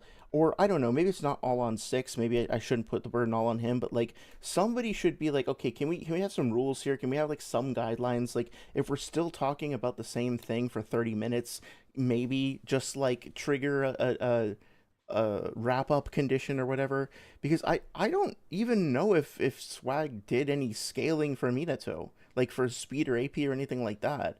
I think he talked about the narrative implication of Minato being better than Naruto and Naruto scaling above Kakuzu, but like that's it. Like, they didn't really talk about the flying Raijin. They didn't really talk about that much about Kakuzu or Minato's sealing jutsu. They didn't talk about I don't know, his overall speed and tactics and stuff like that, or like how he's going to use the Rasengan, or like placing a seal on fucking Kakuzu. Like, wouldn't it be cool to hear about if Minato's sealing jutsu could like cut off Jiangu or something? That'd be an interesting argument. Or like if he puts a flying Raijin tag on him and he just waits for his diamond morph to turn off, then would he be able to damage him with the Rasengan? That'd be interesting. What about Kakuzu like splitting up his hearts and barraging Minato with all kinds of different attacks? What about Kakuzu combining his hearts and firing off different elemental style attacks and stuff like that? Like, they don't talk about any of that shit. That's the interesting thing. That's the stuff that's cool. Like, who fucking gives a single solitary flying fuck if Kakuzu can block a paw swipe from a big cat? Like, that's not the interesting point of the fight. The point is, like, I almost feel like debates like this should just assume stat equalization so that they can just talk about the fucking tactics and abilities and skills and personalities and stuff like that. This isn't a debate about Minato and Kakuzu at this point. This is a debate about whether or not Noodles or Swag can more accurately semantically define one feat in a slightly unrelated fight. Like, it's just it's so frustrating. It's such a missed opportunity. In their Yeah, it seems like Barco agrees with me that like we see eye to eye on that, right? So yeah, man, and if this were their first debate or something, then that would be totally understandable, right? I don't know that I could do any better than this. I've only debated a couple times, so maybe I would have the same performance. But Noodles has been doing this for like going on a decade now. Swag's not a debater, but I mean, like, he's debated this motherfucker multiple times. So like, I don't know. I don't know what the point is. Barco says it was just Kakuzu is above the Jin and Minato should be relative to Kurama, and that was all. Yeah, exactly. Literal strongest attack are all relative in size. They all have relative energy and destructive capacity. That does suggest all the Biju. Also, I think that, yes, probably the Biju Bomb categorically as an attack is probably the strongest Jinchuriki attack overall. But also, depending on the context, right, like, those Biju Bombs might not have been the Jinchuriki's strongest possible Biju Bombs, which means that for any given character, they could have another attack that has, like, more AP or more hacks or something like that. Like, talk about Corrosion style. I don't know if this is the case, but maybe Corrosion style, like I don't know, fucking Roshi throws a bunch of acid or lava on Kakuzu, and that melts through Diamond Morph. Now, that doesn't... I'm not saying necessarily it does, but that could be a thing worth discussing, right? And that might have way less DC or even way less energy behind it than a Biju Bomb, but it still might be more effective on Kakuzu. Like, what if Kakuzu could, like, wall up and survive a Biju Bomb, but he couldn't deal with acid? Or he couldn't... Okay, Noodles thinks that Kakuzu can survive an attack from a Biju Bomb. He's argued that before in other debates. But he didn't survive... Like, he lost a heart to Kakashi, right? So does that mean that Kakashi's Raikiri has the same AP that would be equivalent to the DC of one of those Biju Bombs? No, not necessarily. It was just, like, more effective on him, right? So we have to account not just for the power output of the Biju, but also all of the Biju and Jinchuriki special abilities and stuff like that. And there's also tactical things like, okay, what if Shukaku were fighting Kakuzu and he hit him with an air bullet or whatever they're called, right? Maybe that wouldn't hurt Kakuzu, but maybe it would blow him over. Does that make Kakuzu vulnerable for an attack? Like, if he split up his hearts, could the air bullets be used to, like, pressure and, like, Don Maku style, like, push them away or something? There's a lot more tactical considerations to evaluate beyond just, like, raw power, right? So, hey there, Seal. Hope you're doing well. It's good to see you. Seal says, to be fair, most versus debates have always just been both people trying to argue that their character wins because of significantly outstatting the other, especially in speed. Kind of wish that assumed stats are equal was a more common variant of these debates, would lead to more interesting convos. Yeah, I'm totally on board with that. And look, I think this sort of thing can be interesting. I'm not trying to, like, wipe it off the board completely, but especially when they've already done this so many times, I know I'm not alone in this. I know that there are fans that, like, they want to see the content creators they like talk about characters they like and actually talk about their abilities and their personality and all that stuff. It's not like they can't talk about stats. It's not like they can't talk about this aspect of things, but it shouldn't be, like, the only thing they talk about. I think people want more nuance, they want more context, they want more personality, right? Are fairly relative. So if Kakuzu is one of these hard and skillful masters that's even stronger than the Jinchuriki, then the text is again, he quotes it outright telling us he's stronger than Yugito. So I don't think I'm creating some, like, weird outlier. I can easily say that Yugito's just marginally better than the other Jinchuriki, and that be it. That's so not what you said trying earlier, to, like, though, man. force this position on me that I'm, like, totally outliering her from the rest of the Biju, and that's just not. That's a straw man of what Swag said. And if Noodles wants to change his perspective, that's totally fine. I would actually encourage that. But then he would need to not be hypocritical and just acknowledge that you can change. There's nothing inherently wrong with changing your perspective if you make a mistake, right? So I think he feels like since he called Swag out on making like on changing his perspective before, that like if he does that now, which is what he should do, then he would also get called out, so he can't, so he has to like plant his feet in the ground and then just try to make Swag look worse. These fucking debate tactics are so toxic, man. What was happening? I didn't. One Smart says some characters are all stats. I think that maybe more applies to versus like Dragon Ball. I think she's like significantly stronger than the other Biju. All I said is that she is stronger than the other Biju or she's better at controlling them specifically. So yeah, I do think she could be marginally. I don't think he said anything about her being better at controlling them. I don't know what the fuck he's talking about there. Barco says Noodles just forgot what he said and doubles down as being dishonest. Yep. Stronger. I don't think it has to be to any like quantifiable extent or like major extent, especially considering like the other Biju can like match her overall destructive capacity. In fact, it just might make her faster or better at like using certain techniques and stuff like that. We don't really know. All I know is Leon, that did you I've ban Seth from talking? Statement that she's stronger Bro, than Biju. Do that. So Gogeta, yeah, I've whatever. definitely proven that Kakuzu's stronger. So that's my strength Yeah, scaling. everybody can talk, bro. You want to go to speed next or durability? Just take a moment to acknowledge that Seth, for some fucking reason, showed up in chat. And the fact that he was muted was correct, and the fact that he was unmuted was incorrect. I don't know why that motherfucker is still around. I don't want him around at all. And the fact that Six is taking this sort of stance of like, hey man, I'll talk to anybody. I'm just down to talk and debate with anybody. Like, I can sympathize with that to a certain extent, but I also think you have to be willing to draw a line in terms of what you're willing to accept and what sort of community you want to cultivate. And look, everybody loves a redemption arc. I like the idea of a redemption arc in theory, but I think you should have certain lines that people cross, and once they cross those lines, it's like, cool, you want to do your redemption arc? Have fun doing that. Do it the fuck away from me, because now you cross that line, and like, I don't need you in my life. I don't need you around me. I don't need you around people that I like. And from my perspective, what Seth did is not something that is recoverable from in terms of remaining within this community. Get the fuck out, go do something else. We don't need your mediocre takes and like half-ass like anti-skeptical gaslighting bullshit. There are maybe like 10 years ago or 7 years ago or whatever, when fucking Seth was one of the only commodities available on the market, there was more of a demand for that shit. But there are plenty of better content creators out, including Six himself, who understand the series better and like do a better job and make better content.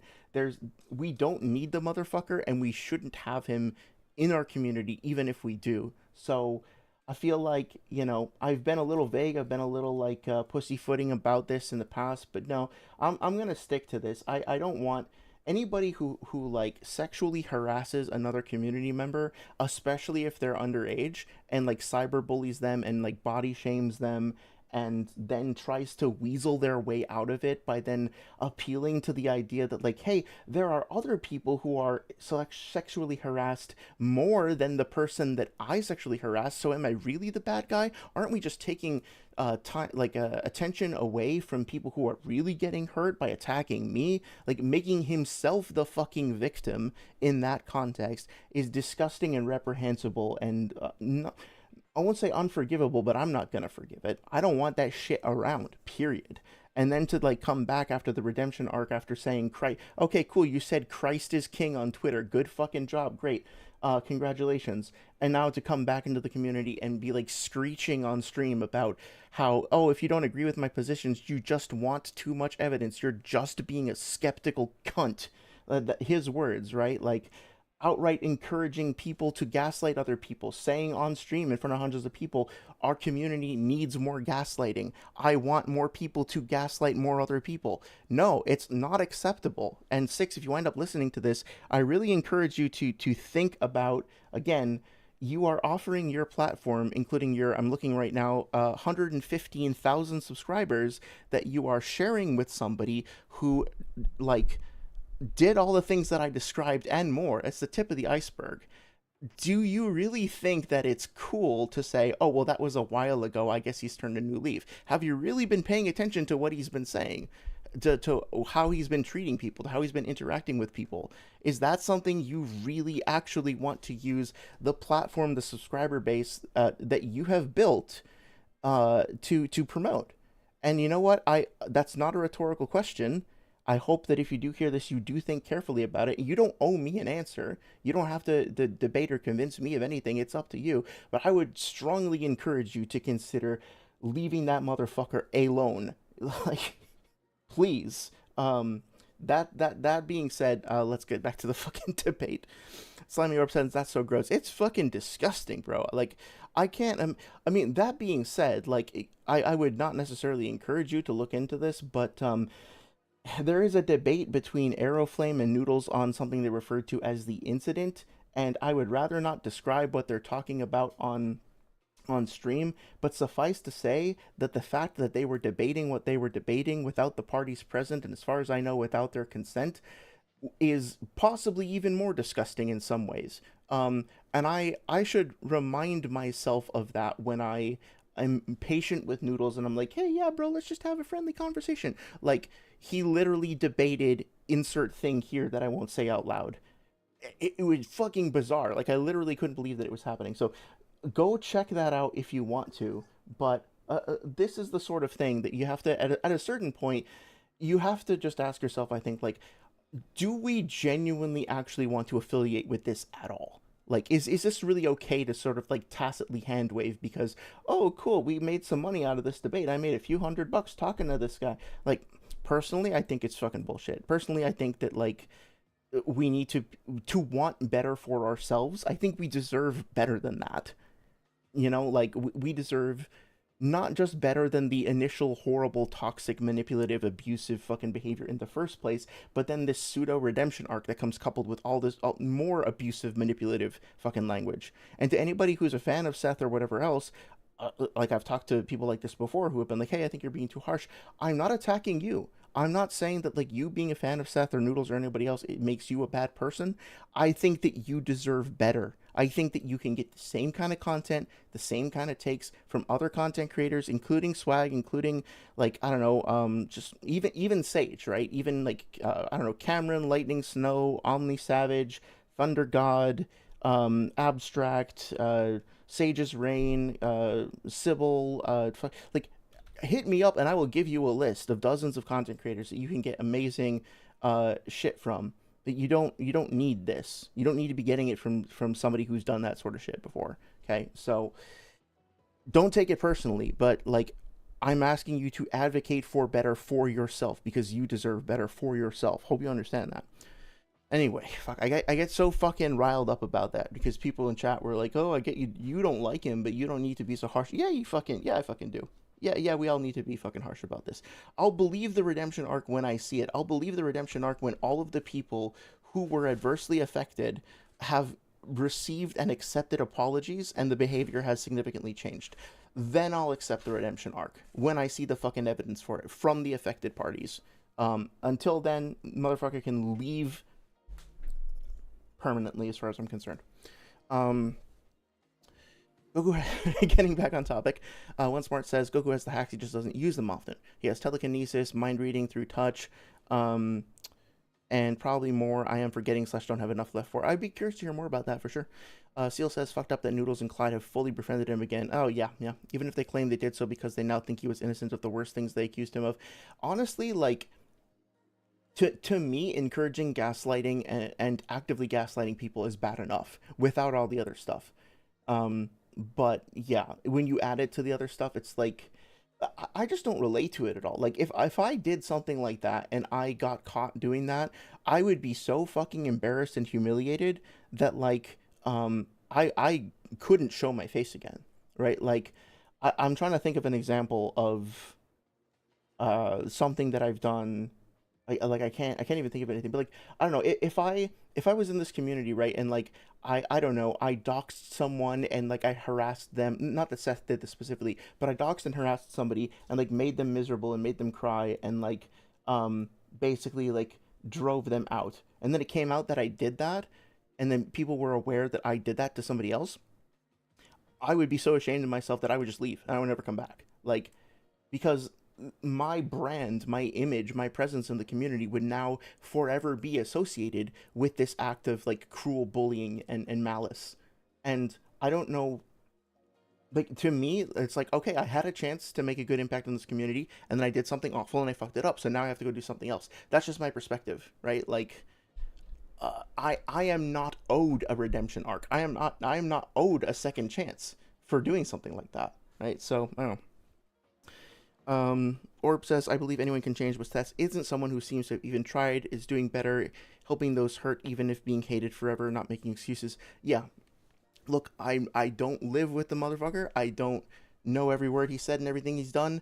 I would love to be wrong. I would love to be 100% wrong about this, because I would like to think that I am just being prejudiced and biased and closed-minded, and that the people who throw hundreds of dollars at this motherfucker and like, I think he just got paid $5,000. He posted about that on X, to debate six. You know, I would like to believe that the people who rallied together and got that money together to promote this thing happening, they did so because they are correctly representing a genuinely good person who is genuinely reformed and is doing the right thing.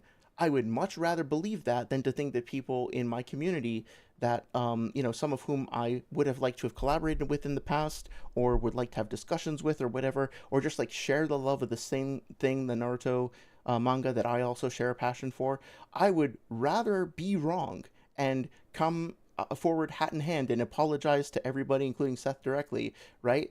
I would rather that be the case than to be right about this, because being right about this means that like the community that I have invested like hundreds of hours in and all this time and passion in, that a huge chunk of the community is just okay with this shit. Like it doesn't bother them. They're fine with it, right? Like, please, for the love of God, let me be wrong. Fucking hell. Anyway. One Smart says Seth Christian does feel very forced. Hey, look, if he found something that makes him happy and makes him a better person or whatever, like I'm not out here to bash people's religion, but yeah, if it's just sort of a token thing to try to get back into people's good graces, then fuck that. Like, yeah, there are people who actually do care very deeply about their religion, and it does bring them positivity and bring others positivity, and it's like you don't get to just jump on that bandwagon to get yourself out of a hot spot either. Seal says, I will say Noodles himself may only be bad in terms of being overly toxic, but him choosing to be friends with some people is a bad mark on him.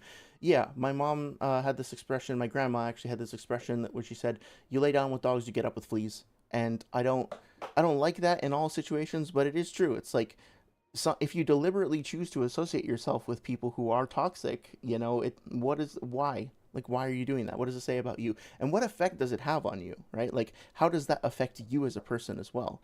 If there's this big streamer who's like speaking to a big audience and he's actively encouraging you to gaslight other people, what do you think that does to you? What do you think that does to your brain? What do you think that does in terms of encouraging you in your own content creation journey, so to speak? Seal says, oh, Seth's Christian phase. Okay, yeah. Well, if it's a phase, then yeah. Even more so. Seal says, I already don't like myself. Oh, I'm sorry to hear that.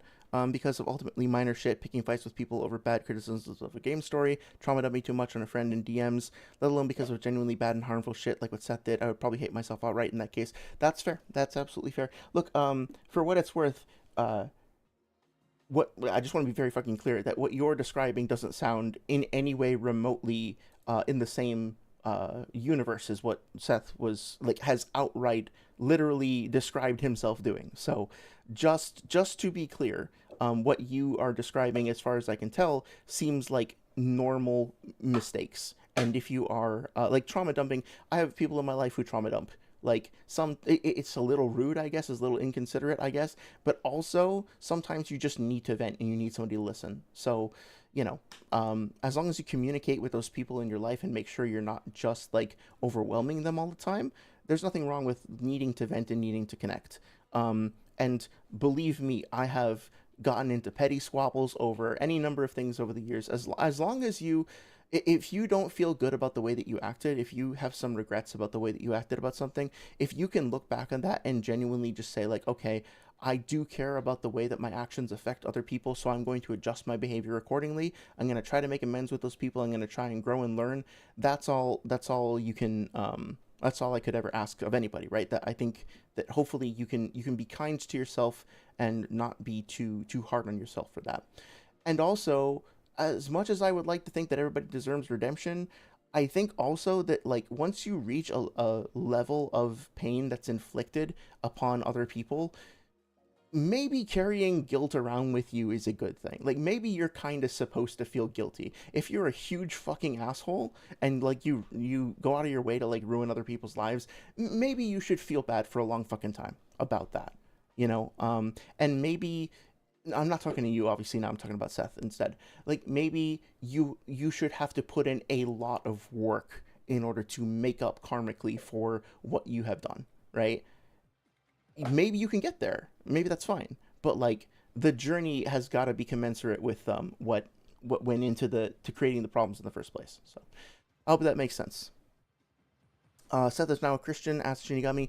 According to Twitter post, yeah, he has. I posted it in Discord. He had a Twitter post where he said Jesus is king or Christ is king or something. He has a couple of posts about how cool he thinks Jesus is. So yeah.